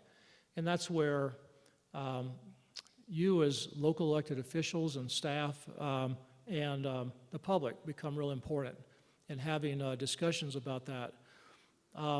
One experience I had as a forest supervisor for the National Forest in North Carolina, we were talking about desired future conditions. Well, the people representing a lot of the environmental organizations said, well, we want big trees. So we talked about that and we said, okay, that makes sense because we can grow high-value big trees, red and white oak. Instead of an 80-year rotation, let's look at a 120-year rotation. But in order to do that, you have to agree that those lands, some of them that are accessible, be managed for timber production. And so the give and take that took place, we ended up in that forest plan, creating older trees, big trees, but high-value trees. So the return to the taxpayer in the end result is a lot higher. And everybody got something of what they wanted, but not everything. So just to show you the layers of decision-making, just to try and lay that in one slide, we have the National Forest Management Act. That created the requirement for the planning rule for the national forests, and then the land management plans that are created under that rule, and then the project or activity decision that takes place that has to comport with that forest plan for that forest. And it's all different kinds of activities, whether it be timber management, oil and gas leasing, farm management plans. So reforming the rule. It's an interesting process that took place. In 2005, we tried to revise the rule, and the rule was we were sued, and it was struck down because no EIS was written for the rule. The Forest Service said this is not a site-specific decision, so we don't need an EIS. Well, the courts disagreed on that. And so we went back, and the 2008 was re-released under a basic EIS that says the plans don't have direct effects. So again, the court struck that down and said the EIS is inadequate.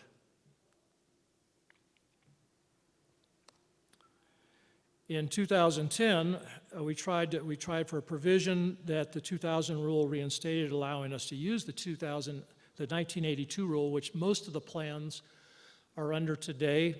Many of them are undergoing revisions for the 2012 planning rule, which I'll talk briefly about that. So over time, and this is a larger, broader scale look at adaptive management, issues change. Driving from Jackson down here yesterday, conditions have changed. Drive all through the West and conditions have changed. I spent a big part of my career throughout the West, and when I go back to those places now, those conditions have changed. The resilience of ecosystems, the climate change, changing patterns of recreation use and motorized use, and also residential development up and adjacent to those lands. And also the need and the recognition for the need to do a better job of collaboration with our interested groups and also state and local governments and tribes. So I'm getting ahead of myself here.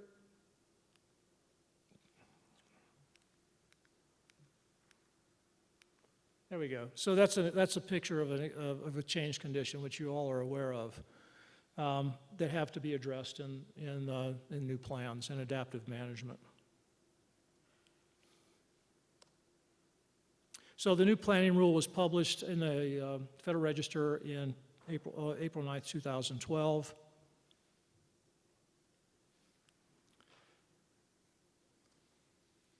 And some of the key features are restoration, emphasis, ecological, social, and economic stability, consistency with NFMA and the Multiple Use Sustained Yield Act, and at the bottom you'll see coordination with state and local governments and with other federal agencies and tribes. So there are very specific requirements in this 2012 planning rule for coordinating with state and local governments' plans that they have and their goals and objectives. And in fact, there's a requirement if we find a conflict, we have to explain why those conflicts are unresolvable. So a lot more clarification. The planning process of the forest plans is really to me, I would describe it as a circular process. We're constantly monitoring those conditions through our project plans and other assessments. We do the assessment and we revise and develop amendments to those plans. And there's a place for local governments and state governments and tribes in that entire process. So it's really kind of a never-ending thing, which is a little frustrating, but it's the only way you really do adaptive management is you constantly, you can identify certain projects that are going to assess how well you're meeting the standards and guidelines and desired future condition in those forest plans, and then you revise and amend accordingly where you need to. Oh, I am just getting way ahead of myself. I apologize. The forest plan revision process is laid out in this. We invite participation on the assessment, invite participation on the proposal, and then we do the NEPA, meet with objectors, and then coordinate monitoring activities. So I have another handout for you that tries to show the differences and the similarities, or where NEPA and forest planning come together. And hopefully this will, oh, doggone it, did it again.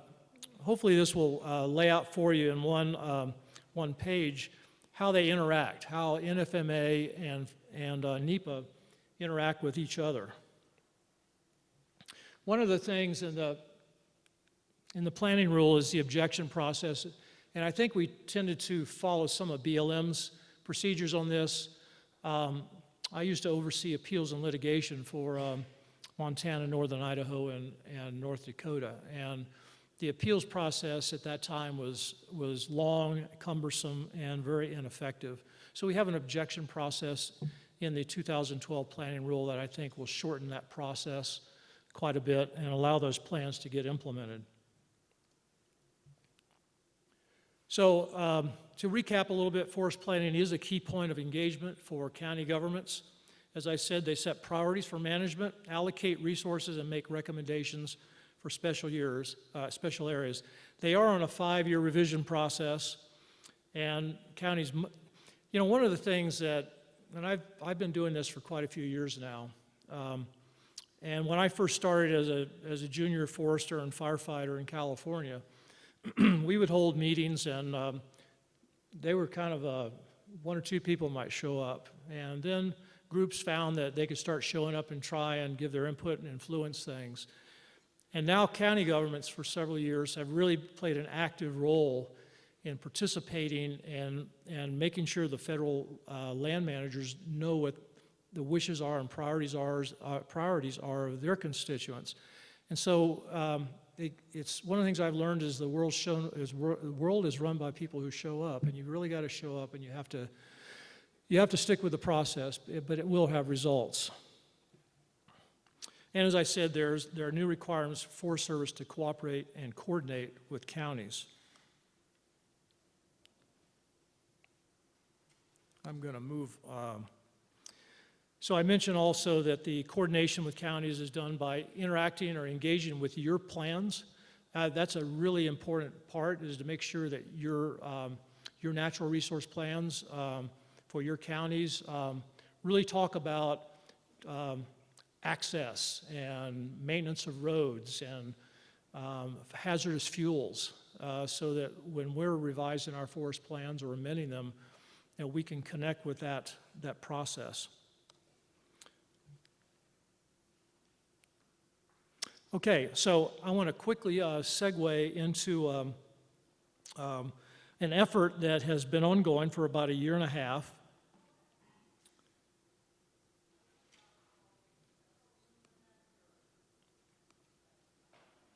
One of the, I'll wait for her to pull that up. One of the advantages, and I think Cynthia would agree with me, one of the advantages that we have, because we have offices at NACO, is it allows us to kind of look at the agencies, our agencies, in a little different perspective. Because I don't work in the Forest Service office except when I'm over there to meet with someone. I'm working in the National Association of Counties office, and I get to hear a lot. I get to hear a lot about what's working well, what isn't working well. And when I first started this, I would go to state association meetings or the national NACO meetings, and people would bring those issues to those meetings. And previously, there was nobody to really hear what they were saying from the agencies. So now we've developed a lot of trust. And in many cases, I can help resolve those issues before they get too significant. So one of the things I noticed over the years is that there are inconsistencies, both on the Forest Service side and on the county side in terms of the way we work together. I would say a large percentage of our Forest Service forests and districts are doing everything great. And when I ask counties, well, we work really well with the Forest Service. But I still have observed inconsistencies. The other thing I notice is when a newly elected official comes on board, how can they catch up to speed on a little bit of the background of the agency, what the organization structure is like? And same thing with Forest Service personnel. When they come into a new position, what are some of the things that they should do very quickly to get up to speed in working with their local governments? So we pulled together, it took me a couple of years to get the agency to fund this, but we pulled together a team, and I want to give a shout out to Bailey and Joel. They're part of the team, and I had a Forest Service employee who works in our Region 6 in Oregon, who I had worked with when she was in the private sector. And then the NACO staff, Jonathan Sheffield, was on that team. And so it's a joint effort, and it's with any joint effort, there is give and take. And so we tried to take on some of those things that I just mentioned. And let me just go through. This has not been released yet. I'm give you a little preliminary look at it. It's still in clearance, but I think it'll be fine to share that, just to show you where we're headed with it. So it starts out with messages both from Joel and the Chief of the Forest Service, talking about what's important in their perspective and us working together. And then it lays out what the purposes or the guide are. Find a common understanding of roles that we each have, consistency in the way that we work with counties, and provide a reliable, accurate summary of Forest Service statutory and regulatory requirements for engaging with local governments. So we lay out a history of the Forest Service, what the organizational structure is, and you'll be able to go in and see what the hierarchy is. And also for the Forest Service people, the history of county governments in this country. What does organization and management structure look like in a county? And I know they vary considerably, but we tried to put one in there that is fairly typical, and what the roles and responsibilities are county. And in the back of the guide, there's contact information for every county association in the state. One of the things I notice is that when I go to a lot of the state association meetings, not a lot, but some of them, there have not been a Forest Service presence at those state association meetings, and that's a requirement that the chief now has of all their regional foresters to make sure that we have a presence at those meetings. So, it's a combination of the coordination under NFMA and cooperating agency under NFMA that make those relationships matter. So we took on coordination, and coordination has been, Doug Thompson talked about it in his presentation. There are really, from our perspective, and NACO, we all had to agree. We had to get consensus on these topics. There's really two forms of coordination. There's the requirement under NFMA for coordinating with local plans.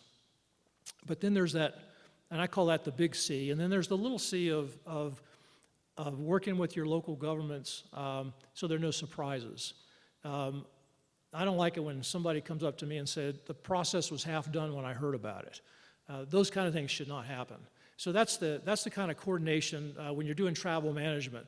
Go out with your county supervisor, look at those roads, make sure there are no surprises. So we provide some guidelines for that, and that went out for a lot of county review before we ended up on all the agreement. Then we talk a little bit about other cooperation, and there's cooperating agency that we've talked about today already. Then we do an overview of the county planning process. So our employees understand what the county planning process is like. So they're not surprised, and then they can get engaged, which is happening. A lot of our forest supervisors do get engaged, or district rangers get engaged in the county planning process, but a lot of them don't. And then we lay out that actually the steps in the county planning process for Forest Service to understand that. We talk about community wildfire protection plans and the Healthy Forest Restoration Act. The real meat for me were best practices that we lay out, both for Forest Service and counties. And we did a lot of discussion. I know Joel and I talked a lot about what are the best practices for Forest Service employees and also for county people. And you know, it's a lot of simple things, but it allows the chief now to say, here's my expectations for our managers. Understanding histories and priorities. You know what, I'm not even advancing this thing. You're doing it, thank you. I'm not, there we go. Good job. I can only really do one thing at once well. So, and then we talk about practices that build behavior and trust. And again, a lot of this stuff we learned in kindergarten, but it's always good to have some reminders. And then there are some people that don't practice this on a regular basis that we need to say, here are the behaviors that we expect.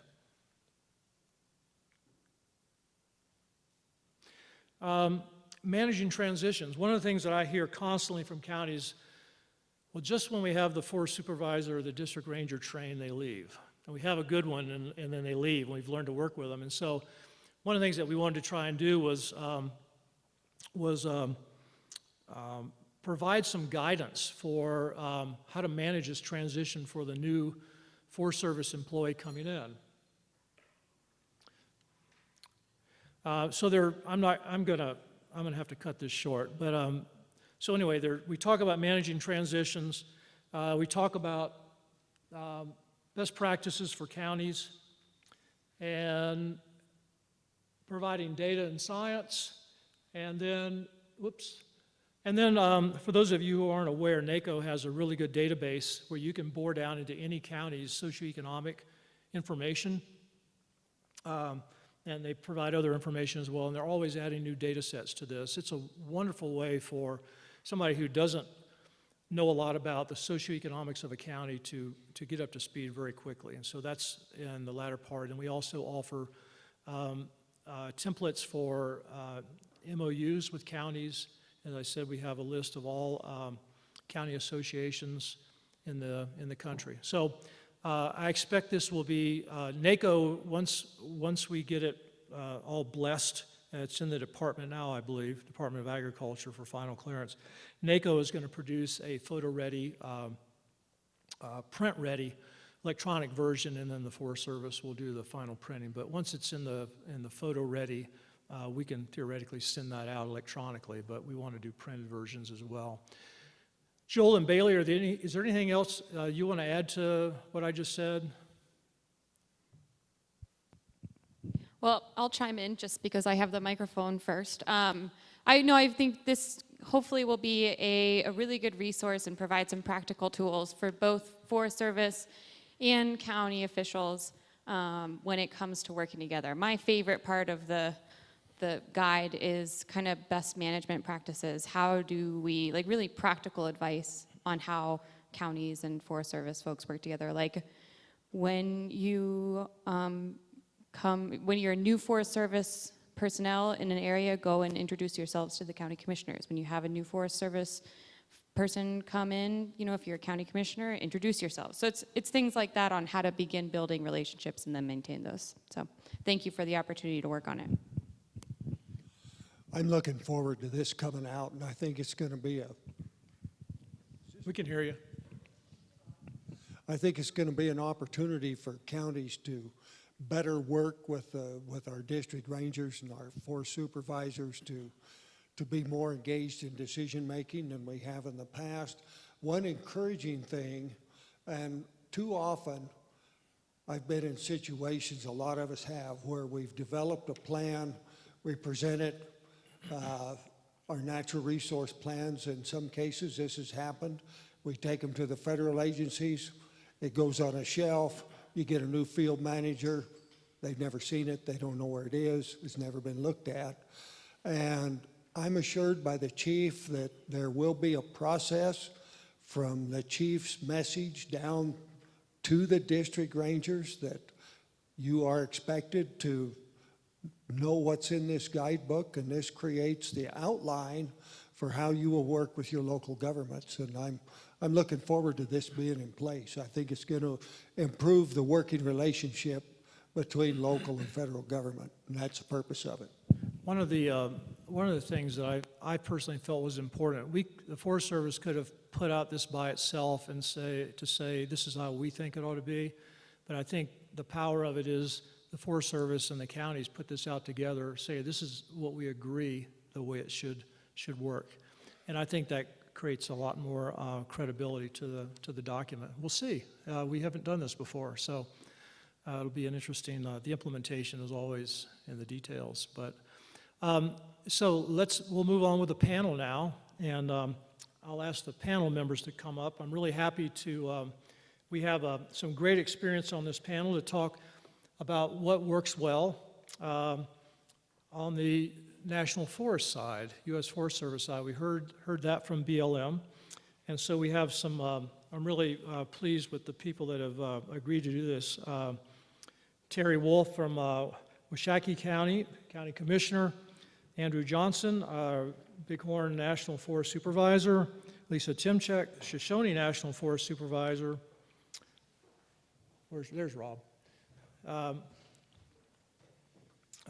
Rob, there you are. Okay, Rob Holscher, Bridger Teton District Ranger, Pinedale District, and Mike Henn, General Manager of Sublette County Conservation District. So we've got a lot of experience here on this panel of people that have worked together, have had a lot of experience, positive and not so positive, and we want to hear from them of their experiences. And so I sent them a list of questions that I wanted them to focus on, and they're similar to what the previous panel did. And it's what's been your experience in working with counties or the Forest Service and management activities on the National Forest? What contributed to the success in your involvement, or what was lacking in those experiences?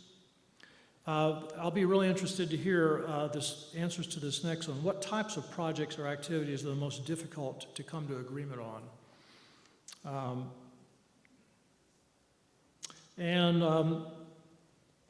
Have counties and the Forest Service had discussions about shared stewardship, which I can, if we don't have a lot of examples, I can add to that as well. And then what recommendations do you have for improving the ways counties and the Forest Service can work together? So I'm going to turn it over to the panel and sit down, and Rob, why don't you start off? I'm pretty sure Joel had something to do with me sitting here, just having to start this off, but so I am Rob Holscher. I'm the District Ranger of the Pinedale Ranger District in Sublette County. I started my career out here in Wyoming on the Big Piney District, and interestingly enough, that was also in Sublette County. So I've had the last 7-8 years here in Sublette County working with our county commissioners and other, county staff, and it's been beneficial to get to know them and get that relationship built. It's afternoon, we've had something to eat. I think everybody is probably tired. My PAO referred to me as folksy one time. I had to look that up, and I agree. I'm kind of folksy, so hopefully I can help keep you awake. My experience with county commissioners and working with the county, in my opinion, is a little like a family reunion. There's a lot in common that you have with your county, just like the people that come to your family reunion. and you have that experience to share, but there's always those cousins that you have to deal with.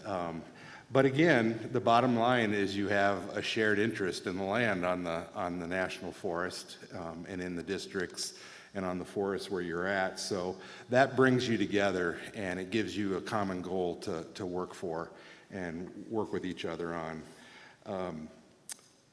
As far as what contributes to the success of collaborative work with our counties, in my mind, it's been said once, and it's been said multiple times today, it's communication. It's having that communication early, it's having it often, and it's having it regularly. I benefit from having a county that's very proactive. I get to go to breakfast on a monthly basis and have those conversations not only with the county commissioners, but also the state agencies and the BLM. It's kind of a natural resource breakfast where we get to sit down and just have those conversations about the topic at hand or the topic that's most of interest at that point, and those are very beneficial. I've also been invited, although I probably should invite myself, but I've been invited to speak and have an hour or so at the county commissioner meetings on a regular basis, and that's a huge benefit to both myself and the county commissioners, because they get to hear what we're doing. I get to hear some of their concerns, and then that just leads into more dialogue, either at their office, my office, or at the next breakfast. And it just gives them a heads up on what's coming up. As far as things that are lacking or that could use some improvement working with counties or other cooperating agencies, it's having those, it's navigating the difficulties of the various norms and policies of the different agencies, the county plans versus the forest plans, the county desires versus the desires of maybe those interest groups that we have. But again, it's the early and often communication that we have that makes those things run smoother. In Sublette County and in the Bridger-Teton National Forest, we've cooperated with the counties in several ways, and I'm not going to steal Mike Henn's thunder, but the collaborative groups that we have in Sublette County are hugely beneficial. We, like Joel says, have used the county's expertise in developing economic analyses for our oil and gas projects in Sublette County. We are undergoing, I'm the guy with the 18-year EIS for grazing. I've only been in the district for about 3.5 years now, and we're getting ready to sign it, but the county and the state have both been very helpful in making some of the language easier to read, to pointing out some of the inconsistencies or the nuances of our EIS that's over 700 pages long, trying to make it understandable and implementable to the grazing community and to the local community. We've just completed the draft of an EIS for our weeds program. We're going to add aerial spraying to our toolbox, and the county provided resource specialists to participate on that ID team. So there's a lot of ways that we have interacted, cooperated, collaborated, and we're building on our shared vision. Every day we meet, and every week that goes by, and it just is building that relationship. And I could talk about other aspects of collaborative and cooperative efforts, but I'll leave it here and go to Mike Henn, and maybe we can talk about it in the question session. Thank you. Thanks, Rob. See how they segregated Region 4 down here? With that, I'm the manager of the Conservation District in Sublette County, and I just want to highlight the partnership that we have with our county commission. It's a huge resource that my board has, being able to tap into the commission's expertise, and I think Joel would agree that we have a strong natural resource talent that the commission taps quite regularly. And we meet all the time, have conversations around that. We have one of our board members that goes to that natural resource breakfast and is able to report on that as well. And the district's really involved with just about everything natural resources that's going on the forest. I'll just highlight a couple things. We do, Rob mentioned that Forest Collaborative. That was part of the Governor Meade's Forest Health Initiative. And we've been able to bring together, we didn't stick with forest in mind. We went on a landscape scale, so we got BLM forest, private lands, and state lands, and all the stakeholders that are associated with that. And we've been able to do projects on a landscape scale that involves forest products as well as improved recreational access and so on, because while you're in there, you might as well fix every other user group that uses that landscape. The other thing that we've done, a huge collaborative effort, is we've had the unfortunate pleasure of having some major catastrophic fires hit Sublette County and affect it. And we've banded together through the Fontenelle fire in 12 to most recently the Roosevelt fire last year, to where we were in fire camp during when the fire was burning. Some of us were engaged in the fire and others with county entities, state government, and the federal government, starting to plan how are we going to deal with this from the natural resource aspect. And so we were able to successfully raise almost $2 million before before Christmas essentially, to help with natural resource recovery. There was a huge effort going on with the loss of personal property, but this was to deal with the natural resource recovery, erosion, weeds, grazing mitigation, recreational impacts, and so on. And I think that just shows to the effort of working with the forest and the county and others to make sure that it doesn't skip a beat and nothing, we try to mitigate and minimize the tragedy that was dealt to us. I think the other things, working together is turnover, and that was hit earlier. That's a huge challenge. About the time you get somebody, get that trust built up, the position changes, they move on or whatever. Rob was in Big Piney, now he's in Pinedale, and there's different issues and different projects, and that was a small transition compared to somebody going from Pinedale to Worland. I think Caleb's left the room, but then you got to deal with the interim, all the actings until a permanent selected, which can be challenging. Mentioned earlier today, the ID teams and being a part of that, that's been a huge player in our part of the world, and Rob can mention it a little earlier, being able to sit down and actually craft language for a decision or for an EIS in Word, so they don't have to interpret our comment. They can take the whole sentence, part of the sentence, or none of the sentence, and to make it read right. And I think that's huge for cooperating agencies to ask for that document in a format that you can edit, and they can then see exactly what your intent was. I think it expedites and makes the process more efficient. We've done some really cool stuff with the forest. We were the first forest in the state of Wyoming to receive the Joint Chiefs funding.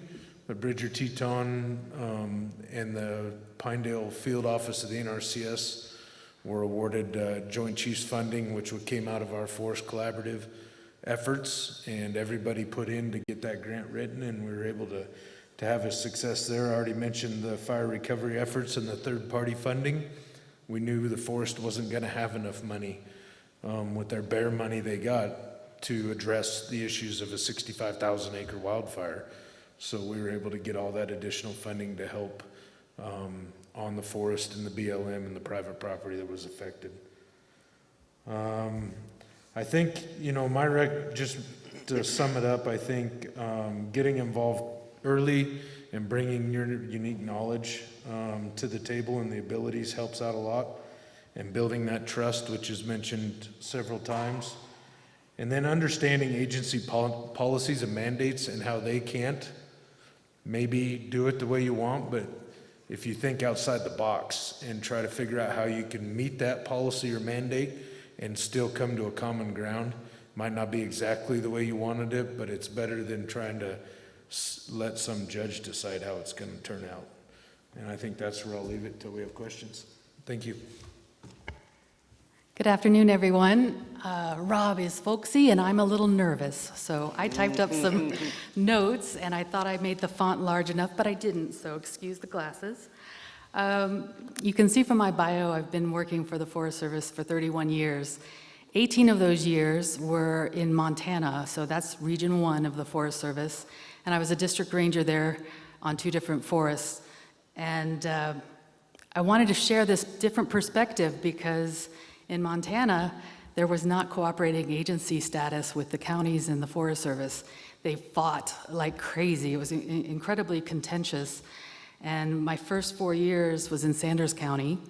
And it was the positive of working in Sanders County is we just developed the Secure Rural Schools Act, had created the Resource Advisory Committees in 2002.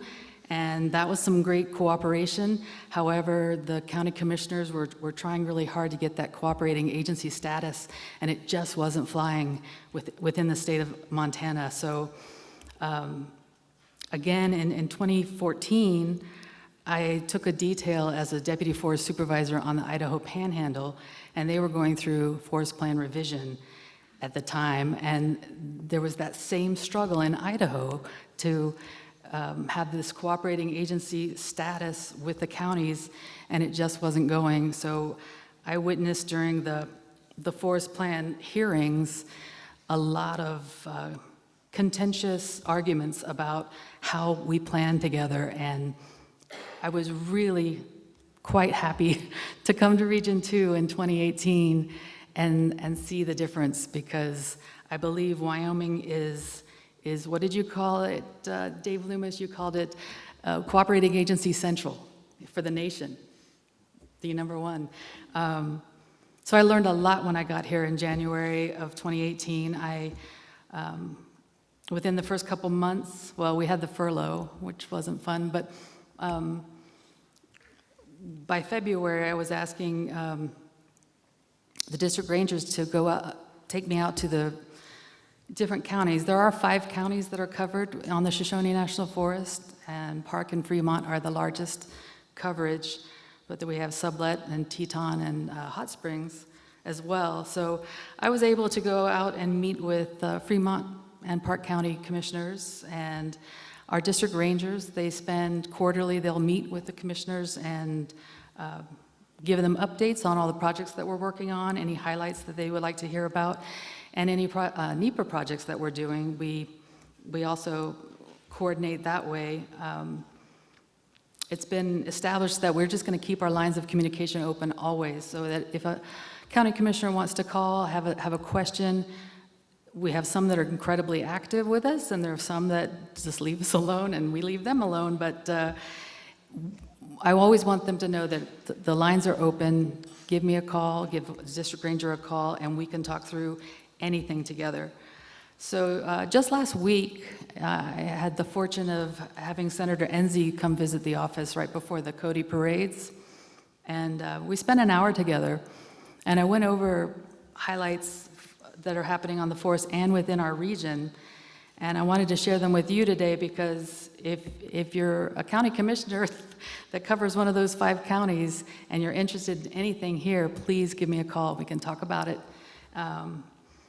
So the first one is shared stewardship. This is a big effort that the chief is putting out through the nation, and our regional forester, Brian Farabee, has also decided that he wants to make this a key aspect of how we operate in the future.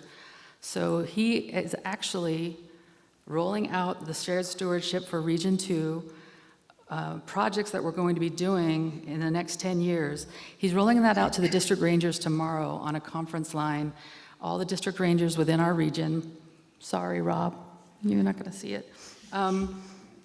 He is going to give the presentation, and we are going to start working with our partners, planning for the next 10 years on how we focus our priorities for getting work done on the ground. It's not just timber and fuels work, it's restoration, and he's going to be calling it the Rocky Mountain Restoration Initiative.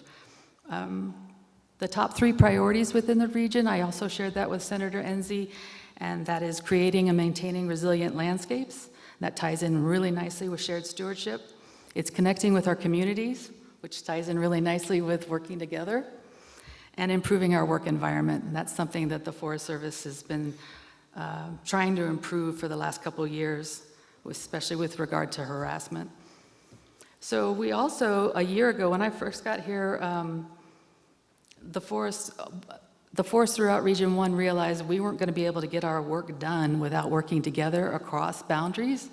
So we came up with a shared resources strategy where we send our people to the forests that have the biggest either timber production or fuels work that is needed or prescribed fire. So we're sharing those resources across boundaries so that we can get work done. If you're interested, we had a pretty incredible thing happen last fall. The regional pack string that was on the Pike San Isabel in Colorado got transitioned to the Shoshone. So we're now working with our backcountry horseman partners and anyone who's interested to try and develop our stock program to be a shared resource as well and have it shared across the region. So we're working on transitioning there for the next 1.5 to 2 years. We also talked about rec special uses because in Fremont County, especially Park County, there's been an increasing demand and need for outfitter and guiding permits. And people were getting really frustrated with the Forest Service because we just kept saying no. So we turned it around and tried to figure out a way of how can we say yes. So we're actually going to be putting out a prospectus in the fall. It's going to be a draft prospectus, and we're going to be soliciting input from all over, and especially talking to our county commissioners about what do you think the need is for any kind of guiding opportunities and permits. Then we'll have a prospectus and people can bid on those and get, hopefully, their permits. So examples, well, I know Randy wanted to know what's the most difficult thing to work on together, and that's got to be travel management in my mind. Travel management on the Shoshone got started in 2014 and spilled off of our forest plan that was signed in 2015. And it got stalled probably the month I got here because the person that was leading the NEPA for that process took a ranger job.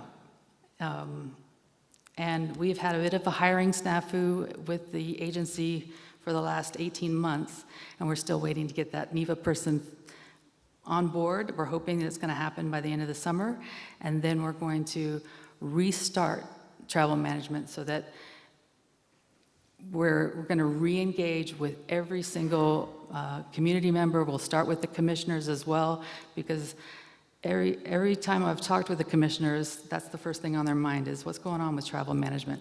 So stay tuned. Examples of things that have worked really well with our cooperating agencies and counties in working together.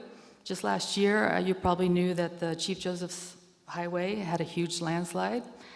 It was closed down, and we thought it was going to take a while to get our NEPA taken care of, to get the road cleared. We actually worked with YDOT, and they gave us their categorical exclusion to use as a template. We turned it around, and we provided 250,000 cubic tons of gravel to fill at no charge. And we got a permit going within 20 days once we got that draft template of the categorical exclusion that was provided by the county. So that was a great success story. And also this year, this past spring, we had a South Fork Road washed out, and it was blocking access to a private ranch and a public trailhead. So the district ranger and resource specialist worked with the county for emergency access of heavy equipment, and they were able to redirect the creek and get the road reopened. Lastly, I'm just going to say what I think works best in working together. And I know Randy mentioned big C and little c for coordination, I think it was. Mine are 4 C's. and that is consistent, clear, continuous communication. And these gentlemen mentioned communication being key as well. It needs to happen early, it needs to happen often, and it really needs to be that back and forth between the Forest Service and the county with that engagement. I think we can also open up lines of communication even more. And by that, I mean, if you're interested in anything I talked about today, please come up to me afterwards or at the social, and let's exchange cell phone numbers. And I just want you to be able to call me directly if you have questions about anything that's happening on the Shoshone. And then lastly, I would like to encourage more county commissioners to be part of our working groups with all the things that we've got going on with recreation, range, special uses. We develop working groups, outfitter and guides, and we would encourage and welcome participation on those working groups. Thank you. Lisa, you said you were going to have trouble reading your notes there. I look at mine, and I started out that I had good bullet points, and I've got so many chicken scratches on here, I don't know what's what anymore. So Do you want my glasses? I might need them. Anyway, what is my experience working with the Forest Service and management activities on the forest? Well, first of all, I'm a Washakie County Commissioner and was elected and took office in January of 2003, and that's immediately when my experience started. I was thrown to the wolves with the Bighorn Forest Plan revision, and it was a great experience. The one thing I would have to say, starting out with that process, is they had been going just for a few months or so prior to me coming on the commission. The conservation districts and the counties of the Bighorns were all together, and we were working on getting an MOU put together with Forest Service for the cooperating agency status. And we had some growing pains, most definitely. We finally got the MOU put together and realized we do need a consultant to help us out a little bit. As was mentioned earlier today, the counties do have expertise in socioeconomics, but there's a lot of things that we don't have expertise in, such as in forest products, the soils, the riparian areas, things like that. And so we went through a couple consultants till we finally got one that worked really well for us and was with us throughout the process, and that helped us a bunch. We worked together, and once we got through those growing pains, I think it was mentioned earlier today on quite a few occasions about the build and maintain trust, and it took a little bit at that beginning part of the process, and once we got through that, we moved on pretty well, and in 2005, the ROD was signed, and one of the things that the cooperators wanted to get put in that ROD was that we hold semi-annual steering committee meetings, and that continues to today from 2005, and it's well attended from both the conservation districts, the county, and the public. We get together in the spring in-house and go over what's the plans that the Forest Service has, and then later on, and I think it's in April or August here, we'll get out on the ground and we rotate around the forest every year and see projects that are happening, and it's good to get out there and maintain those friendships that we've built over the years. One of the things that was very helpful for the counties, and I know the counties are well aware of it, but the funds that are out there that have helped us with getting those consultants, or the FNRPA funds from the Federal Natural Resource Policy account. As we all know, consultants are expensive, and in counties like Washakie, Bighorn, and some of the others that are around the state, I mean, it takes a lot of money to do that, but when you're looking at a plan that's going to last 15 to 20 years, it's an important thing that you need to step up to the plate and put in for those funds. Let's see, what has contributed to the success in your involvements with the Forest Service? Well, let me rephrase that and say our success. And a lot of this is just going to come across as common sense, but when we all work together and got to know each other, just treat everybody the way you'd expect to be treated. It's no simpler than that. You get to know each other. When you step up to the plate, you're being part of the solution instead of one of those ones that are bellied up to the bar down at the coffee shop complaining all the time that all the agencies doing that or the commission's doing that. When you're out there actively involved, it really helps out and makes a difference. Another thing is, and we've talked about it, Lisa just mentioned it, the 4 C's, the 5 C's, the communication, all the above, but be objective when you're out there, when you're getting together and working on things. And it's something else too is get out on the ground and work together. When we were working on the forest plan revision, it got put into one of the alternatives was to block off a whole section of mountain as you come over Powder River Pass on the west side just for Nordic skiing, and it happened to be a very popular snowmobile route up over the top of the peaks in and out of Baby Wagon and onto the south. And so the Powder River District Ranger Mark Booth and I and a couple other folks loaded up the sleds, met up there, and we went and looked at things and came to a compromise to where a lot of it could be for the Nordic skiing, but you still could utilize for snowmobiles. So things like that just helps build that trust, and you learn each other's strengths and where you can work, and that helped out a bunch. And just little things like that, even though as personnel changes over the years or commissioners move in and out, it's once you've established those good working relationships, I think that helps in perpetuity for if you want to continue that. And at least from my standpoint of the commissioners that have come on in the 4 counties of the Bighorns, we want to see that process move forward.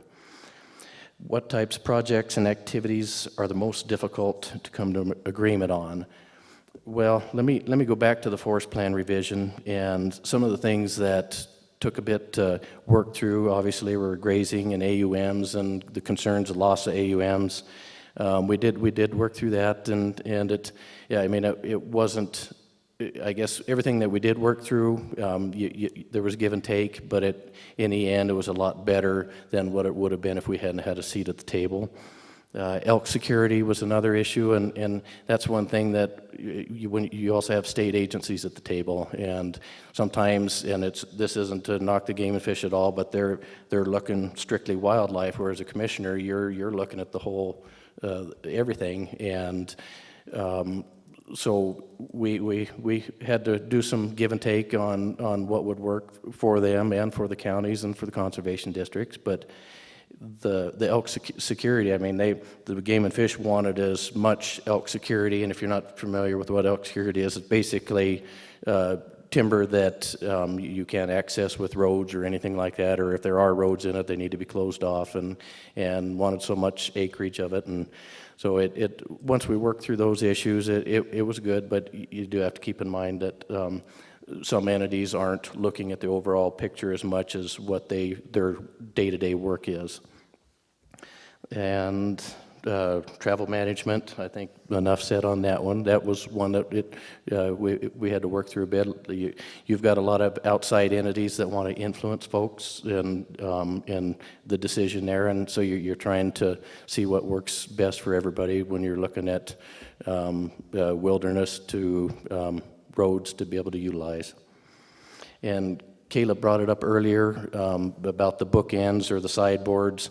We also had alternatives on the Bighorn Forest Plan revision, and we did spend a lot of time on those, and somehow if that could be refined a little bit too, it might make the process work faster. One of Chief Christensen's national priorities, as Lisa already mentioned too, was provide shared stewardship, and that's part of the question. And I would have to go back and say I think we've already been doing that a little bit from going back to the steering committee meetings that we got put in place, and as those continue on today. Something else that we've been working on over the last couple of years, the Bighorn Mountain Coalition, which is part of the forest, which includes 4 counties, and there's a commissioner from each county that represent that. We went around and did a workshop in all 4 counties regarding dispersed camping. It's become a very popular thing up on the mountain, and there's pros and cons to it, and resource damage, but it's popular. There's things where there's lack of areas, so we developed had a bunch of folks come to the meetings and took comment and gave that to the Forest Service, and since then Supervisor Johnson has convened a working group among the 4 counties. There's 4 citizens from each county and the commissioners. We get together once a month and been out on the ground. We've been in-house looking at option solutions, and hopefully have a plan here, maybe roll out next summer in regards to dispersed camping. What recommendations for improving the ways counties and Forest Service can work together?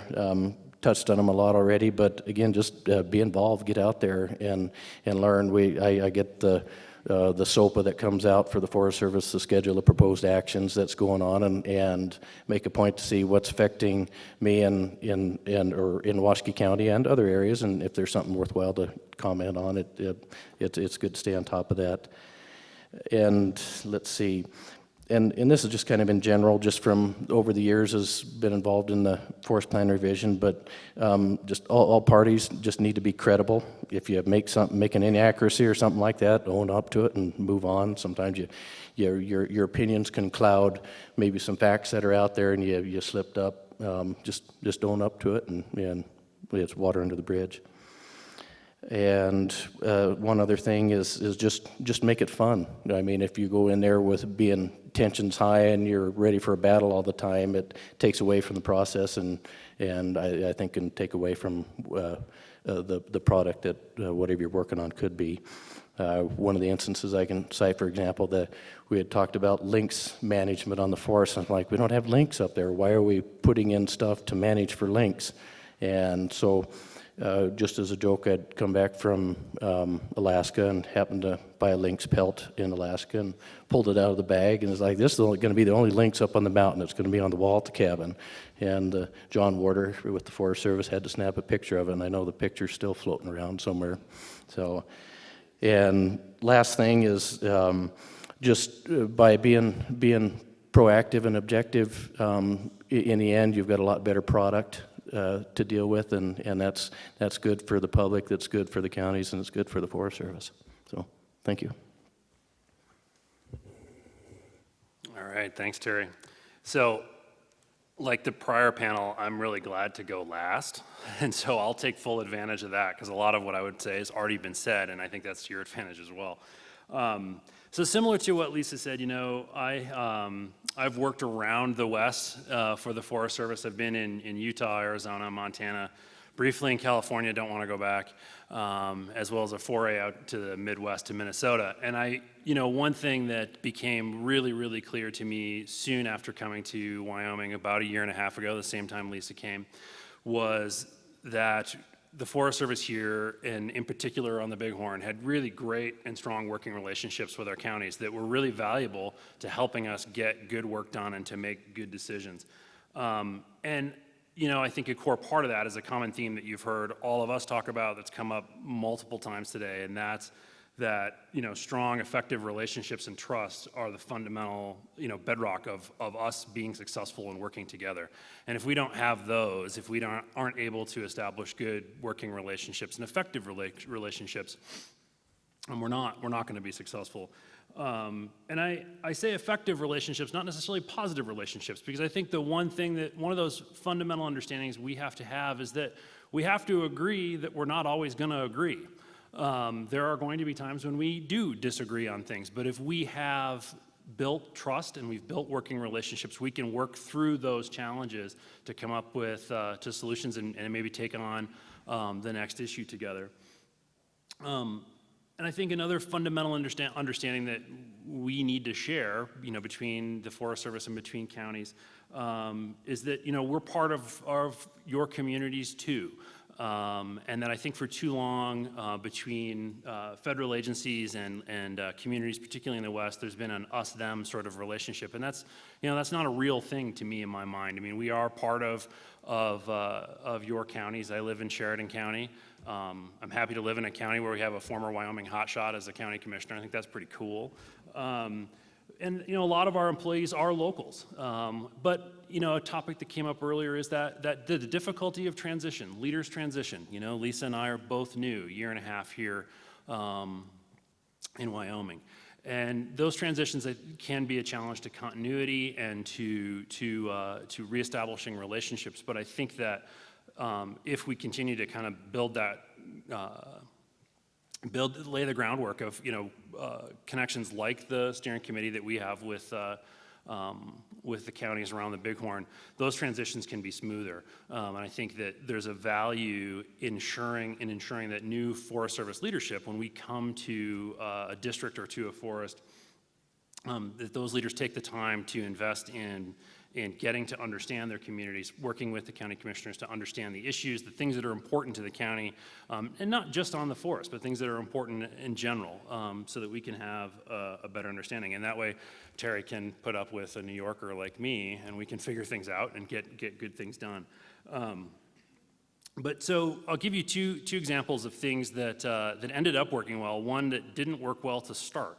And I think it's a good example of kind of the importance of us working together. And that's that when I was brand new to the Bighorn, my first introduction to Commissioner Novotny from Johnson County was floating the idea that we weren't going to fill the single district ranger position that we have in Johnson County and on the Powder River Ranger District in Buffalo. And rightfully so. Bill wasn't too thrilled about that idea. Neither were a lot of residents of Buffalo and Johnson County.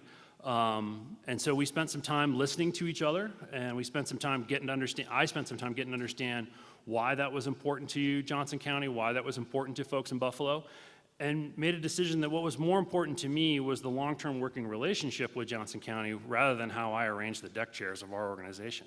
And I think that there's a real value in ensuring that both of us aren't wedded to a single outcome, that we take the time to invest in listening to each other and figuring out what really matters and why, so that we can make better decisions. And then the other example of, I think, and I'll tie this a little bit to NEPA, of how we can work together effectively is the dispersed camping example that Terry mentioned. You know, often the most contentious energy-driving issues that we deal with on a national forest aren't necessarily sometimes those more complex natural resource management issues or the complex permitting issues related to range allotments or things like that. What often drives the most energy and consternation and challenges are those recreation issues and social issues. And dispersed camping is one of those on the Bighorn. Coming to the forest and hearing the work that the coalition had done, seeing the effects of the intense use pressure that the forest gets, I recognized that, you know, that was not going to be an easy issue to solve, and that any solution or any decision the forest made in a vacuum wasn't probably going to go over well. It may have been well thought out, well reasoned, but if we didn't have a firm understanding of how our communities were using the forest, what was important to them, we weren't going to be successful in trying to manage that issue. So the partnership that we have with our 4 counties and with citizens from each of the counties and really getting a good handle on what the concerns are out there, what our flexibilities and our challenges are in managing them, I think that we'll carry forward into NEPA analysis a good suite of tools that, again, probably won't be well received by some people, but I think in general we'll come up with good solutions that will be well received by folks. You know, so you won't hear me, and Terry probably doesn't hear me often talk about technicalities of regulation, policy, or law. What is more important to me are the issues that we're working on together and how we're going to solve them, not necessarily the processes, whether it's an MOU or cooperating agency status. Those are tools. NEPA to me is also, it's simply a tool. It is a part of our disclosure process for the effects of what we do, but what's more important is us working together to understand what the needs for change are out there on the landscape, how we're going to address those needs for change, and come up with reasonable solutions. I think a couple successes on the Bighorn in the last few years, and one that we're really starting to wade into now pretty heavily, fall into that shared stewardship realm. One would be the work that we did closely with the City of Buffalo, Johnson County, and the State Forestry Department to protect the Buffalo municipal watershed from wildfire. You know, there's a lot of attention gets played to a large fire in California, Southern California, or in the Front Range in Colorado that burns up a municipal watershed that puts the drinking water of millions of residents at risk. And I would say there's equal, maybe even a greater risk to a community like Buffalo from such a wildfire. Does it affect 1 million people's drinking water? No, but a community the size of Buffalo and a county like Johnson County has a lot more limited resources to respond to and recover from a large landscape wildfire, making it equally as important to me that we treat that landscape, protect that watershed.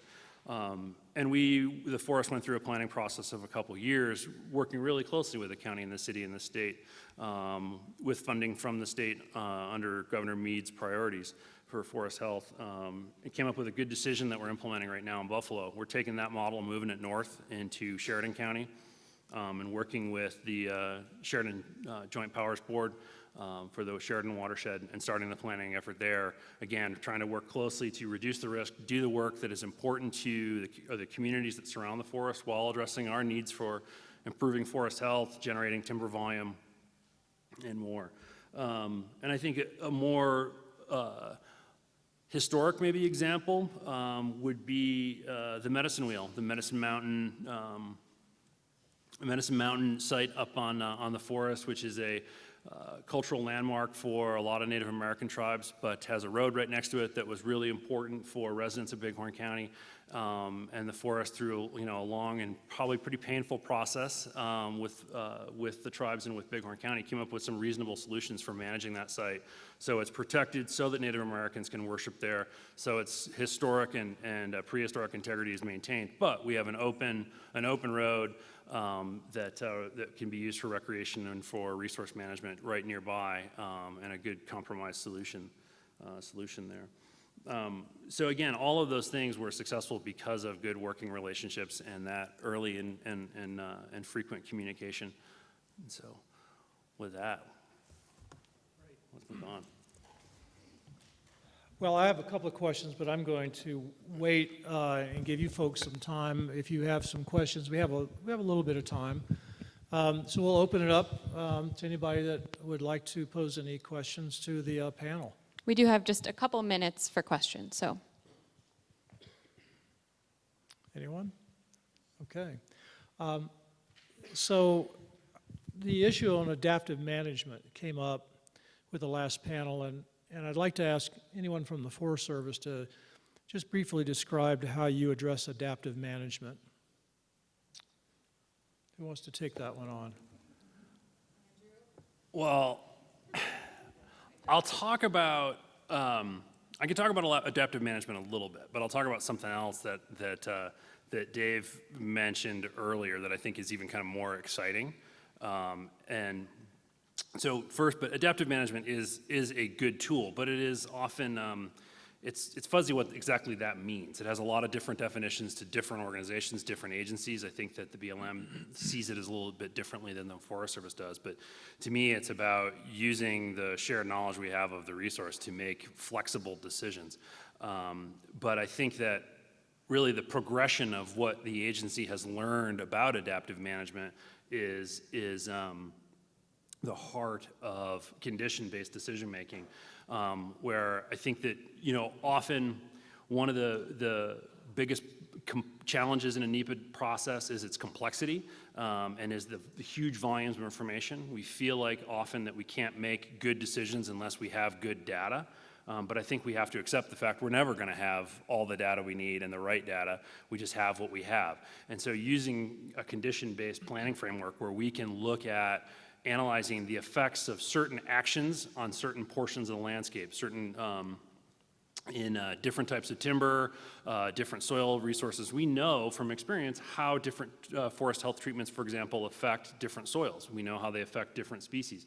So we can analyze those tools, but not necessarily a specific site, that allows us to have an adaptive implementation where we implement a decision, we have a more flexible NEPA process and a more flexible implementation. That I think is a really exciting tool and a good tool, one that in my last position in northern Minnesota we were using to treat large aspen stands to generate wood fiber for the paper and products industry. I'd like to chime in from a cooperating agency standpoint. It goes back to this 18-year EIS. In there's some adaptive management measures, and I can't remember exactly the term that's coined, but from a cooperator, and we've commented on this, and the county and the state has, is it shouldn't be a penalty. It shouldn't be if, you're not getting your species composition or you're not getting the desired future condition for whatever the management case might be. It shouldn't be, okay, now we're going to strike you down here. It should be a group effort of, okay, that isn't working. Where do we go from here and still live within the means of the decision? And I think that's the tough challenge. for the agency to be able to appease the other side because they want a consequence. You didn't do this, so you shall go, get cut or whatever the case might be. And I think that's the challenge that the agency has, and it's a big hurdle to overcome, but it also shouldn't be a penalty as much as possible. I won't disagree at all with Mike. It's been one of the dilemmas with the Evergreen decision that has been a challenge, and Caleb talked about it a little bit earlier about adaptive management needs to be something, the alternative to what's maybe not working has to be a solution that's been analyzed in the document for it to work. I'll just provide another example, maybe another experience. I spent the first part of my career in the Black Hills of South Dakota and Wyoming, and then I moved out to Vermont, which, although it's pretty, I wouldn't suggest it, but it has a government situation out there that is, the area is run by town government, which it's a little bit a side story, but instead of a few counties on the forest, we had 53 or 58 towns with their own governments, which was interesting. But anyway, out there we had the issue of goshawks showing up on timber sales. That was, I'm a wildlife biologist.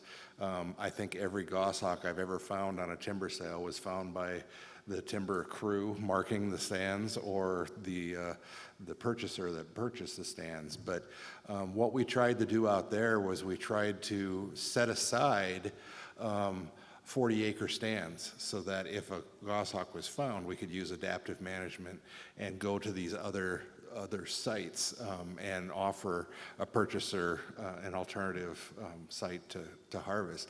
The problem with that is it always changes the condition that the purchaser purchased.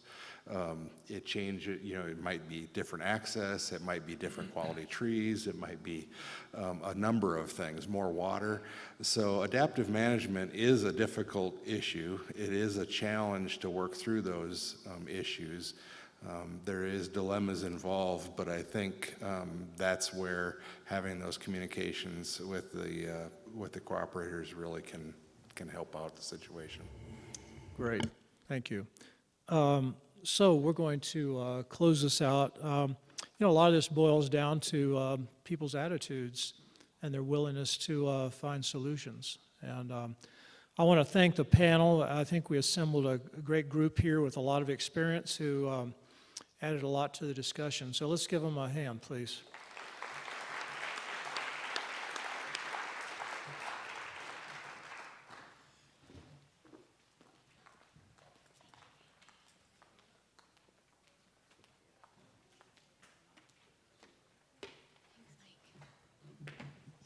Thank you, Randy, for your remarks, and thanks to the panel for your thoughts.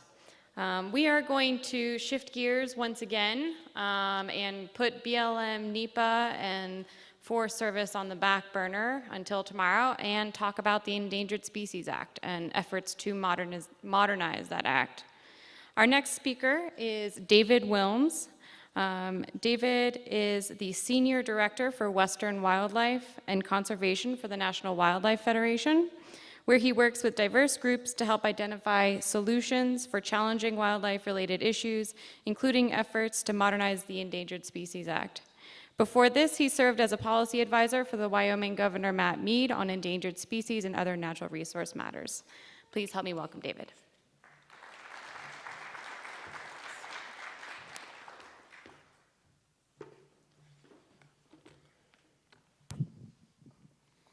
So first of all, I just want to thank you for the invitation to come today.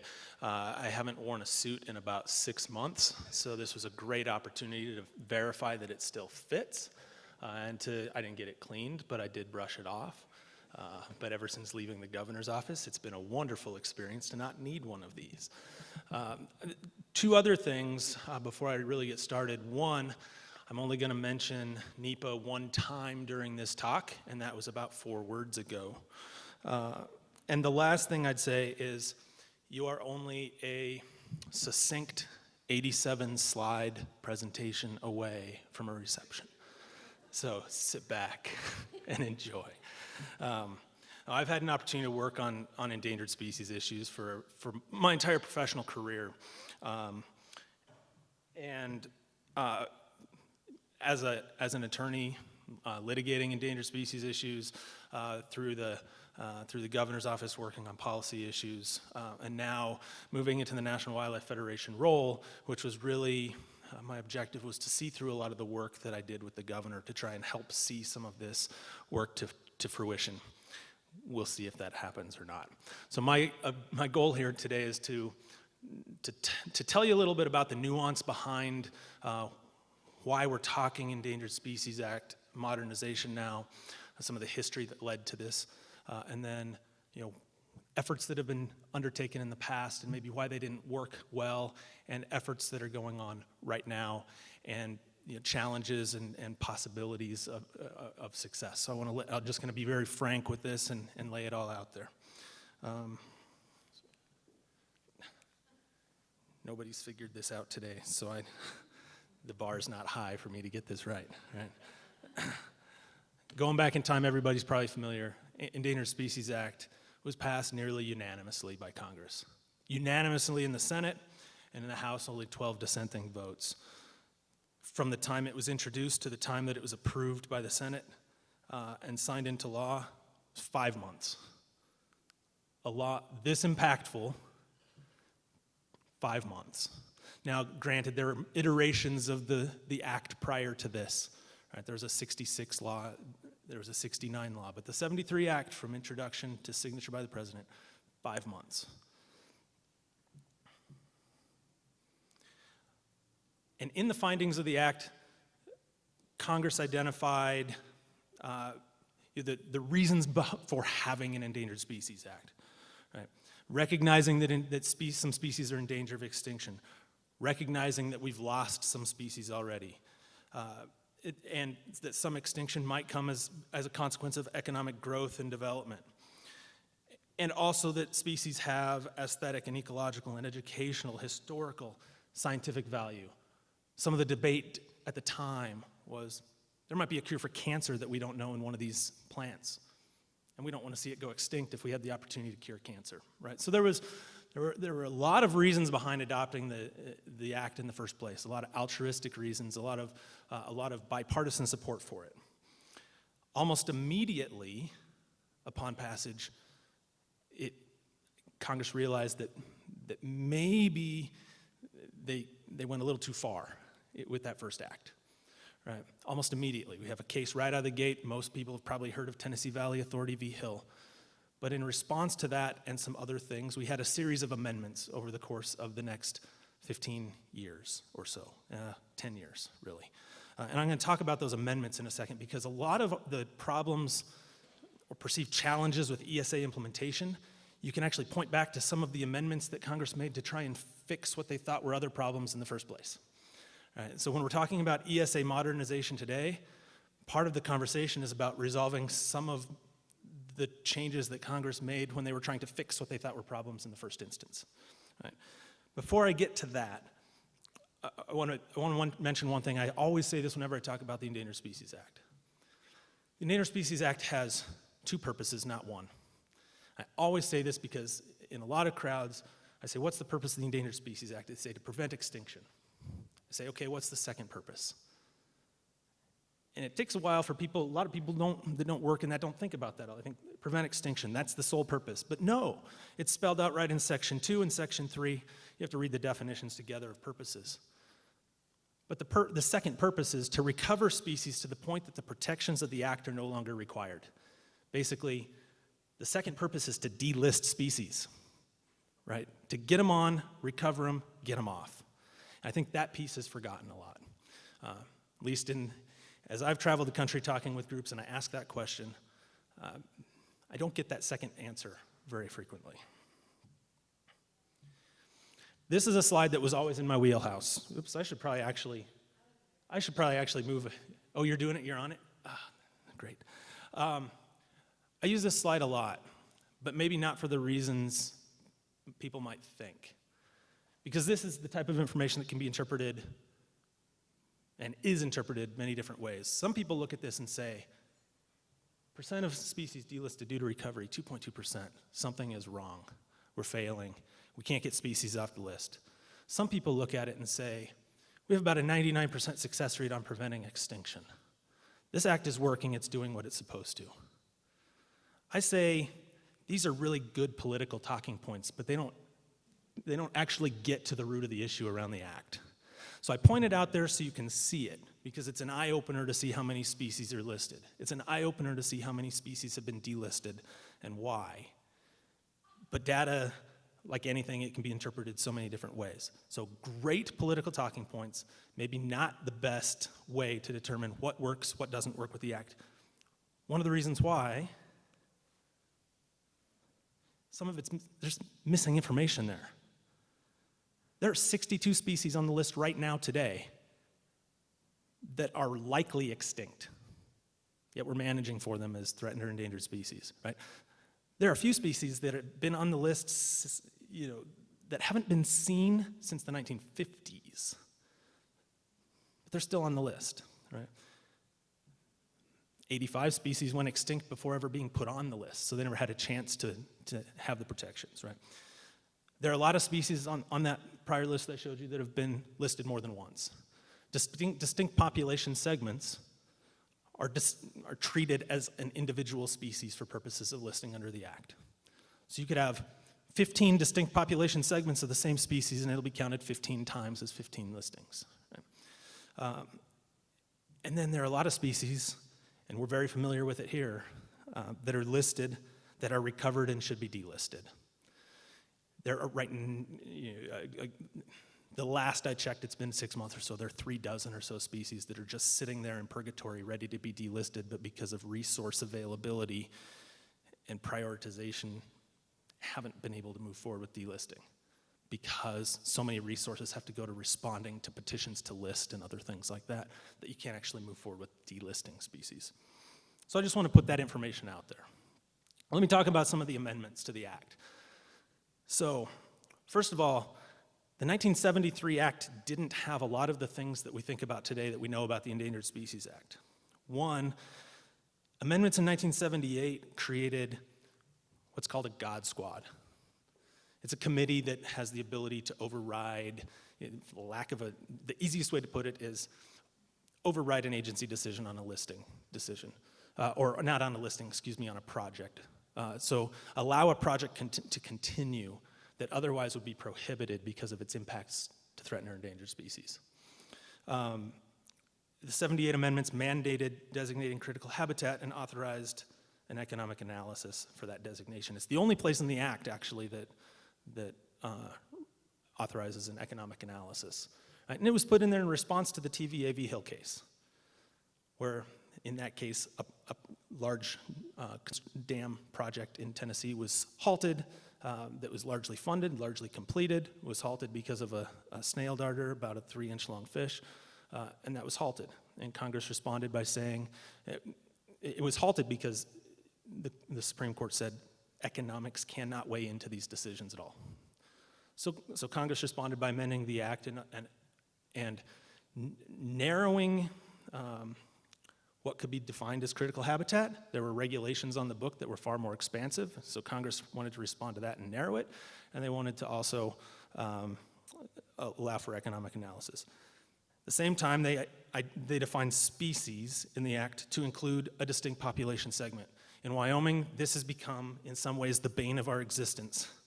It's been incredibly, for years because of wolves and grizzly bears. Right? Wolves and grizzly bears were listed on the Act before these amendments were made, before there was a such thing as a distinct population segment, so they'd been listed range-wide, and attempts to delist required creating a distinct population segment and then proposing to delist that segment, which have been challenged. Ultimately, DC court said you can do that, but it's taken a while to get to that point. 1982, did you know, this is a great one, did you know, I'm sure all of you have heard discussions about deadline lawsuits, and we'll talk about that in a second, deadline lawsuits. The original Act didn't have these deadlines in them. There were no deadlines in the original act for making the service needing to make a determination within 12 months of a petition received on an up or down determination. That didn't exist. Those were added in 1982. Also, in 82, requirements that determinations made based solely on the best available science.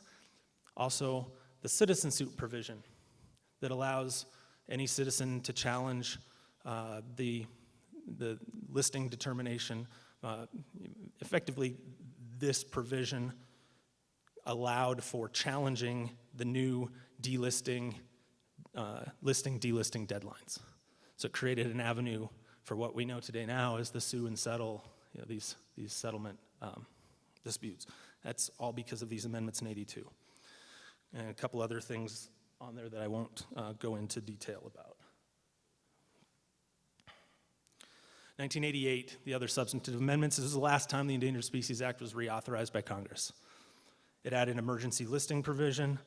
It required post-delisting monitoring for a minimum of 5 years. It required recovery plans to be noticed and put up for comment, and it required status reporting on those recovery plans.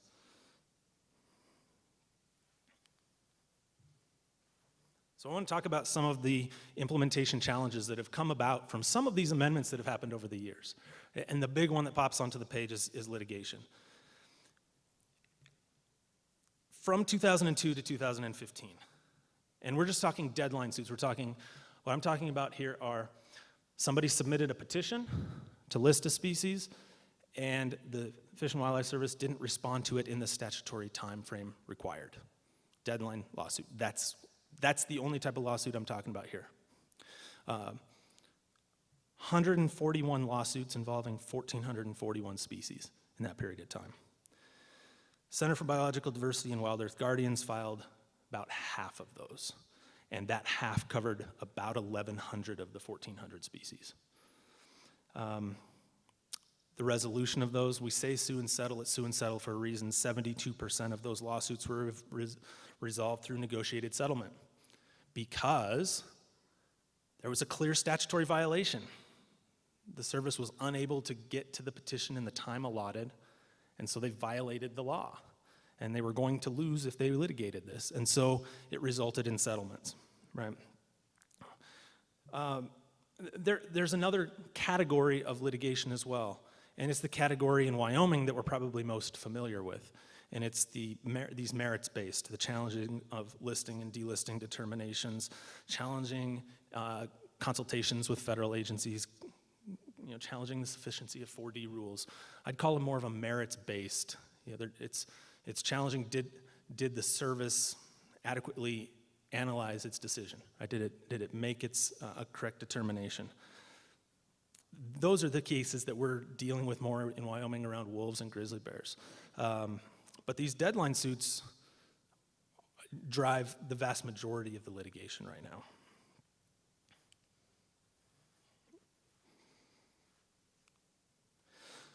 So another place, recovery and delisting. Right? 30% of species listed right now, 494 species listed right now, have no recovery plan. What we do know is that species that have recovery plans are typically meeting their objectives and moving towards recovery so we can get them off the list and onto something else. If they don't have a recovery plan, there's no path forward, they just sit there. We have to do these land management plans. We have to do, I said I wouldn't say it, so I won't do those analysis, but we have to do all this planning work around species that have no recovery plans. Heard somebody mention in the last panel Canada lynx. Canada lynx had been listed for 17 years in Wyoming with no recovery plan. We knew they weren't here. We still had no recovery plan, no path for how do we deal with them? How do we best deal with them? And another thing, plans haven't been updated in decades. And the other thing about these recovery plans is the idea behind them in the first place was you're laying out the roadmap for recovery, and when you reach your benchmarks, you can be delisted. And I use grizzly bears as a great example because when you go back to the listing rule in 1975, it was 3 pages long. They did their entire analysis in 3 pages. Right? Recovery goals were met in 2002. We've had multiple attempts to delist. The 2016 proposed delisting, that rule was 54 pages long in the Federal Register. There was a 133-page conservation strategy, a 17-page revision to the grizzly bear recovery plan, 3 state management plans, 3 state MOUs for managing mortality, and 3 state sets of regulations for how they're going to address hunting and other things. Right? It went from 3 pages to hundreds of pages for this, what should be the same analysis on both sides of the coin, listing versus delisting. Some of the other challenges are around the original intent of Congress. When you go back and actually study the congressional record on this, there are multiple references made to the importance of states in implementation of the Endangered Species Act. It cannot work without states taking an active role in being engaged in the implementation of the Endangered Species Act. Right? That's not really the way it's played out. So, one of the things, a lot of talk today around state and federal, or county and federal coordination and state coordination. There's a lack of state and federal coordination in a lot of places, and a lot of times states aren't treated as authentic partners in species management and recovery. And that creates some challenges, significant barriers to getting species recovered and delisted.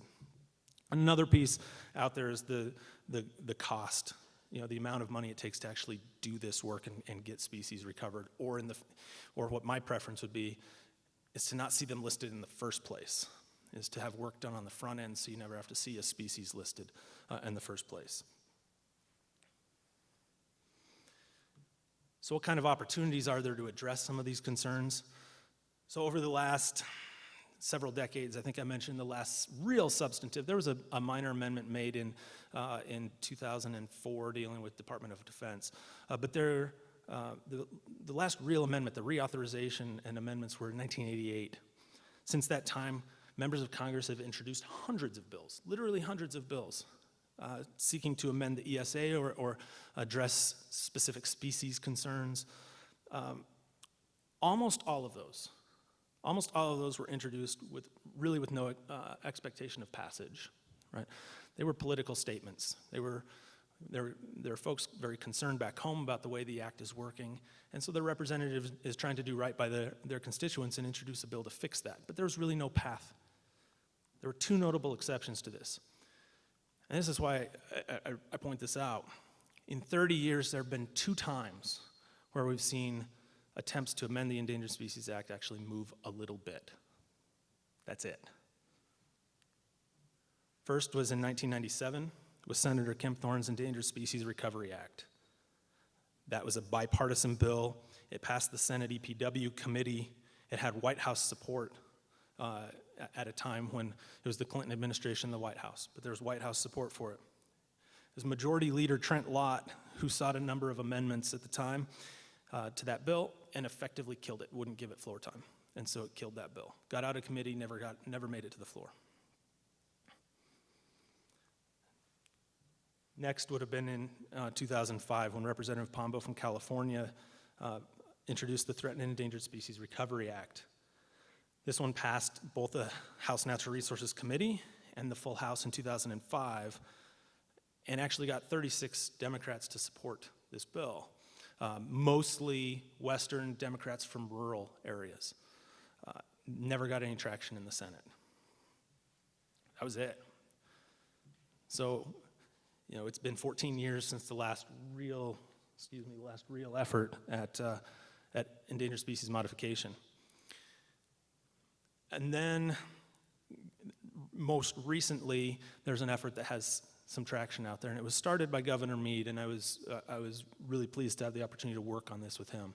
Started it in 2015, and he decided to take a different approach. He wanted to work collaboratively with as many stakeholders as possible early on and bring ideas for changing, to amend the Endangered Species Act from governors to Congress rather than Congress bringing things back to governors. So we launched a multi-year effort through the Western Governors Association to bring stakeholders together from all across the West and all across the country to come up with reasonable solutions for trying to modernize the Endangered Species Act. And after after 3 years of doing this, we came up with a series of recommendations, and actually only 3 proposed statutory improvements. 11 regulatory improvements. There's a lot of opportunity the way the act is written. You don't need to do much to amend it, and I know the administration right now is working on finalizing some regulations that I think are going to go a long way to making the act work a lot better. And there are other opportunities to do more on the regulatory side as well. And I think part of the recognition of the need to do things regulatorily is because of how challenging it is to get things done statutorily. But as we've seen, and we've talked about today, that pendulum swings, and so the fear is, and one of the reasons why we were proposing statutory amendments is we can propose regulatory changes and we could see regulatory changes, but when the pendulum swings the other way from an administration standpoint and the priorities and policies differ, those regulations can be undone. We've seen it happen in the endangered species context, and it won't be the first time we see it happen. So to have more lasting, reliable, durable changes to the act, it has to be done statutorily, but you really don't have to do very many things to make it just a gigantic difference. Right. And I want to take a second and really thank Senator Barrasso. He has really championed this. He's worked closely with Governor Meade on this. He took these recommendations that came out of this process through the Western governors and have made them his own and has put them into a discussion draft of a bill that is still an open dialogue right now. He's done a lot, and maybe more under the radar than people realize, but he's done a lot to move the needle in the past year or 18 months on Endangered Species Act modernization. He's had 2 congressional staff briefings on the need for modernization. I testified at both of those briefings, to get staff from both sides of the aisle in there to say, here's some on-the-ground reasons why we need to do things. Here's the work we've done to show the need for it. He's had 2 hearings, one on the need for modernization, and second, to offer his discussion draft of a bill for critique, for input. He hasn't introduced a bill yet. He's done all of this without introducing a bill. He has a draft bill circulating out there seeking comment. He hosted last fall a series of stakeholder roundtables focused on this discussion draft, trying to get input. What works for you, what doesn't work, why doesn't it work, what kind of changes can we make, what can we do to get this to a place where we can have the most synergy and a reasonable chance of passing it. And he revised that draft in response to those comments.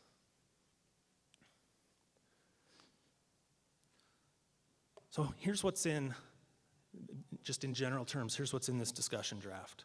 Right? One is incorporation of what's known as the National Listing Work Plan. When I talked about the sue and settle and the number of lawsuits that came out about that, the reason I stopped in 2015 with those numbers is because in 2016, the Fish and Wildlife Service put into place what they call the National Listing Work Plan, or it's a 7-year work plan, where petitions that come in are prioritized based on just think of it as a bin system. There are 5 different bins based on the urgency of need to look at those petitions and address those petitions, and they're put in respective bins. So, for example, if states are doing on-the-ground conservation, they put a conservation plan in place, they're doing work on the ground for that species, that goes in the lowest priority bin. It's not dealt with right away. The species where a petition comes in and the data shows, boy, this thing looks like it might be circling the drain, needs immediate attention, there isn't really any conservation going on the ground, they're going to do that one first, as they probably should. And so they've come up with this system, this bin system for prioritization, and it's been widely applauded across the political spectrum. And so that's been incorporated into the discussion draft, because right now, even though that work plan is in place, and they've put these petitions in and they've said we're going to deal with it in this 7-year window, it doesn't change the fact that the law says you still have 12 months to do it. And so some groups that have been the serial litigants have sort of stepped back and they haven't been litigating as much, right? They've backed off a bit and are trying to let this work. But at any moment they could come in and say, you know what, back to business as usual. And so the way to prevent that from happening, we've got something that's actually kind of working right now So the idea is let's put that into law. Let's get that put in place. There are other pieces of this discussion draft that would allow states to take the leading role in developing recovery plans, developing recovery teams, and doing implementation of those recovery teams and recovery plans. Those are two things that could be done through regulation, the way the act is written. But there are some states, state agencies that I've talked to across the country that before they commit their resources and their personnel and their time to developing recovery plans and to leading these big recovery teams, they want to have the certainty that that process is going to be in place. And so there is some concern that if there were regulations, that maybe they wouldn't be as durable. So the idea is let's get those, not saying we shouldn't do them in regulation. If we can get it done there, great. But the idea is, let's get this in statute to make sure it has that durability and predictability that the states want so much, right? There's another piece in this too, and it's I'll just call it litigation reform. I've always tried to not use the word reform, but in the litigation context, we just need to reform the thing, so I'm just going to use the word reform. Two things that the discussion draft does. One, it includes states in settlement discussions. Right now you have the sue and settle, and states are often left out of the settlement, even if they're in the lawsuit. They don't have to be part of the settlement. Even though they're managing the species at the time, they don't have a seat at the table. So that's one thing. The second piece is, this is one I wrote, and we're going to touch on it again in a second because it's turned out to be the single most controversial piece in the discussion draft, so I have to take responsibility for that. But I proposed, and I thought got pretty good support for, delaying litigation on a delisting until the end of the post-delisting monitoring period, which, as you heard me say earlier, that piece was added in later amendments to the act to be a minimum of 5 years. So my proposal was, let's not allow any litigation on a delisting until a minimum of 5 years after delisting, because at that point you have a chance to show that the state management plans are working and are effective, and if there is a lawsuit, then it can be based on the actual tangible data of on-the-ground management and whether it's working or not. Right? And my other argument in support of that was always, no species that has ever been delisted has been delisted due to recovery has ever been relisted absent a court order. But it's once they're officially off the list, no species has ever been relisted. That tells me that states are getting management plans put in place, and they're doing a really good job managing species upon delisting. And so, those are my arguments in favor of this delay. What I'm finding is it is the single most controversial piece in this discussion draft. So my apologies for that. There are other pieces that would require greater explanation around 10J, which are the experimental non-essential populations.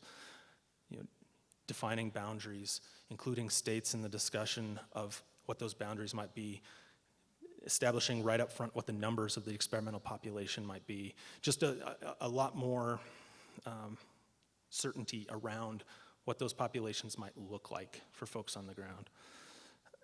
And then there's a funding component to this. Right? How do we do, well, I should say also including voluntary conservation programs in the act, so that right now the CCAA, Candidate Conservation Agreement with Assurances, it's a policy. It can go away if you all have, if you or anybody you know have entered into one, you want to know that it's going to be there. And so one of the things that would be done is to take some of these conservation agreements, some of these voluntary conservation measures, and put them in the act so that they're there. So you don't have to worry if you're a landowner and you enter into one of these agreements. You don't have to worry about an administration change coming in and saying, well, we don't do those anymore. Right? You'd have that. So those are some of the, there's a lot more in it. Those are some of the big picture pieces that really match up nicely with what Governor Meade's initiative and the recommendations that came out of that process came up with. But as you all know, getting a bill passed is a tall order, right? So you have to get through the House.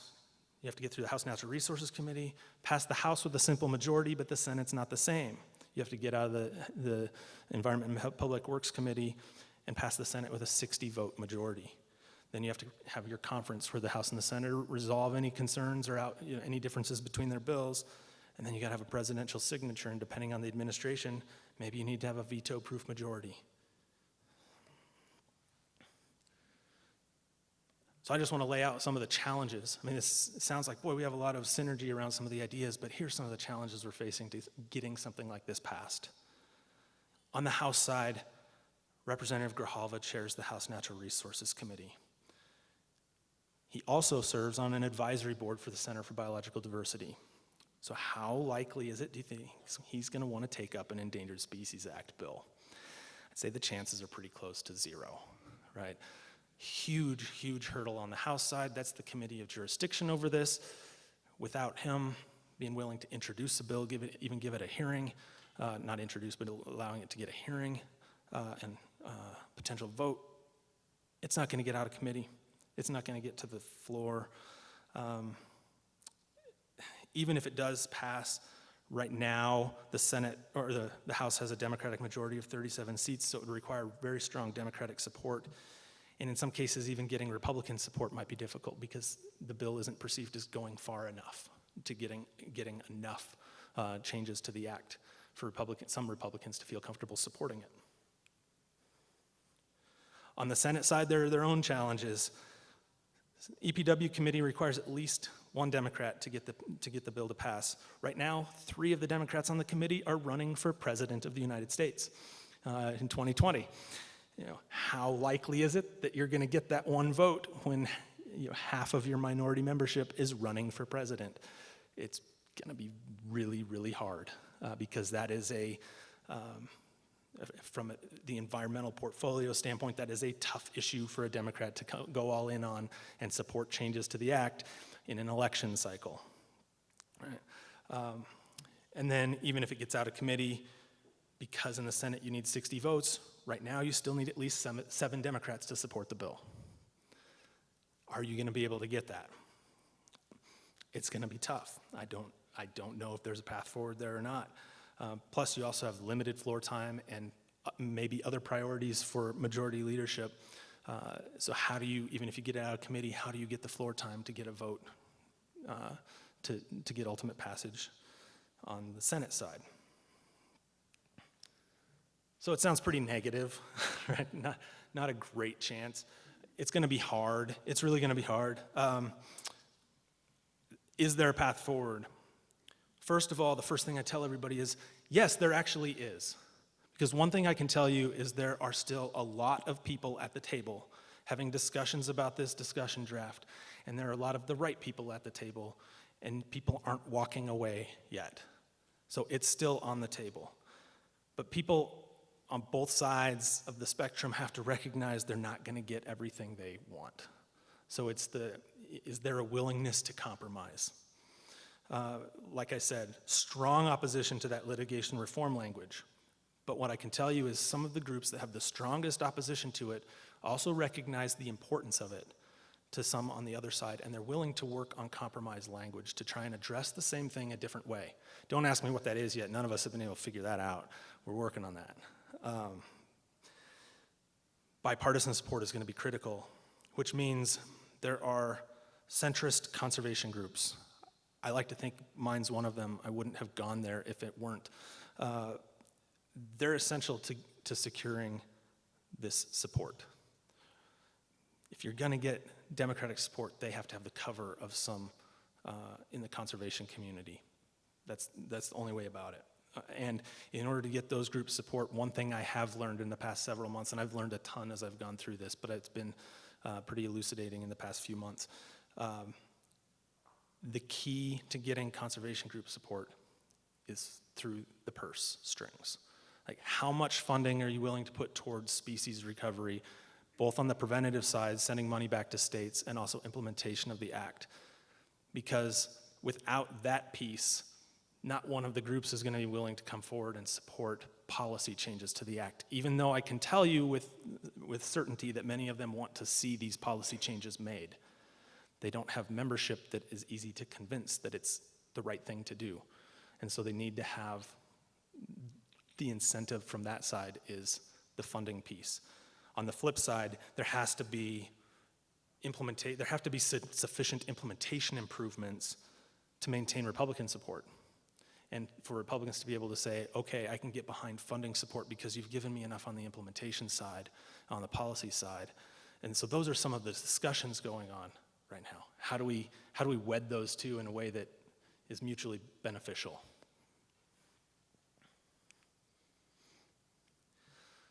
So one of the other things, this can't be a kitchen sink approach. This bill has to be narrowly tailored, and it has to improve ESA implementation for wildlife and for people. It has to pass the straight face test. Does this make the act work better? Will wildlife be in a better position? Meaning, can we get them recovered and off the list faster? Or can we prevent the need to use the act in the first place, which should be the highest priority? I think the overwhelming objective in species recovery should actually be preventative medicine. How do we keep them from being put on the list in the first instance? Another thing I'd say on this side is really engage with Senator Barrasso. He's been incredibly open and willing to hear from everybody, and he really, really wants to hear from folks in Wyoming on this.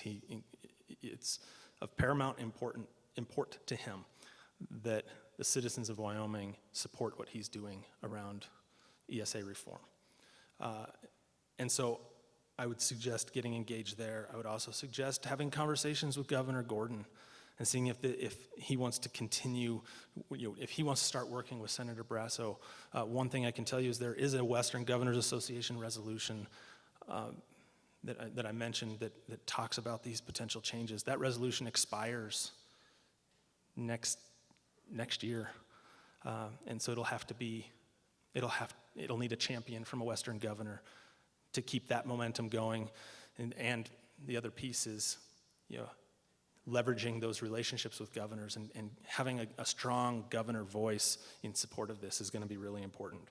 And the last thing I'd say is just don't expect, it's one thing, big takeaway for me, don't expect immediate results. I started this thing in 2015 and thought, oh, we got this. We're going to go through a whole new process. We're going to engage stakeholders. We're going to come up with solutions. This is the Wyoming way, right? We get around the table, we collaborate, we work together, we come up with solutions, we propose those, and we implement those. We got to everything but the implement part. Turns out that last push is really, really hard. And so it's been an eye-opener for me, and so I'd leave it with don't expect immediate results. This environment for change is going to take a lot of time to develop. In the meantime, really pull Karen aside and tell her all the things she should do on a regulatory side to make the act work better. There are opportunities there for sure, and I've got a list I'd like to share. On the statutory side, though, just know that this effort actually still has legs. There are still conversations going on around it. There's still momentum behind it, even if you're not seeing it in the papers, even if you're not seeing press releases or hearings about it. It's actually still standing up and moving forward. However incrementally slow, it's still moving forward. And so I'm a perpetual optimist. I'm going to continue working on it. I want to see it through. I want to see this thing pass. I've frequently made the analogy that the Endangered Species Act is a lot like, so I have an old F-150 truck, right?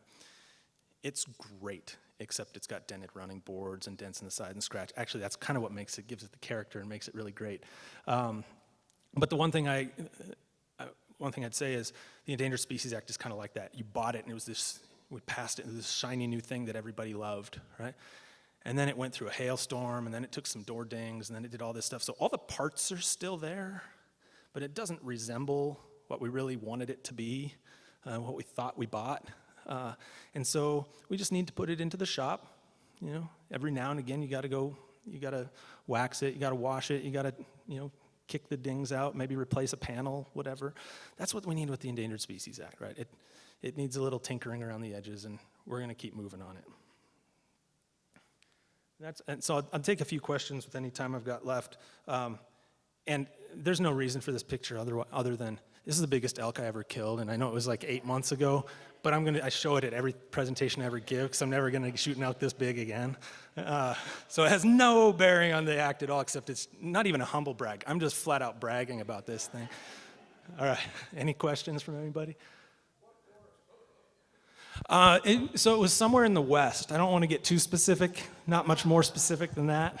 You can tell there might have been a burn there, but the west hasn't burned many places recently, so you might be able to narrow it down. Any non-hunting related questions? I'm happy to take all the hunting questions you want.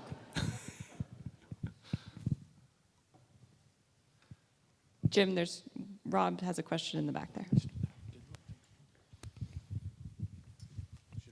It's on. It kind of looks like the Bridger Teton, I'm just guessing. But anyway. Sure, we'll go with that.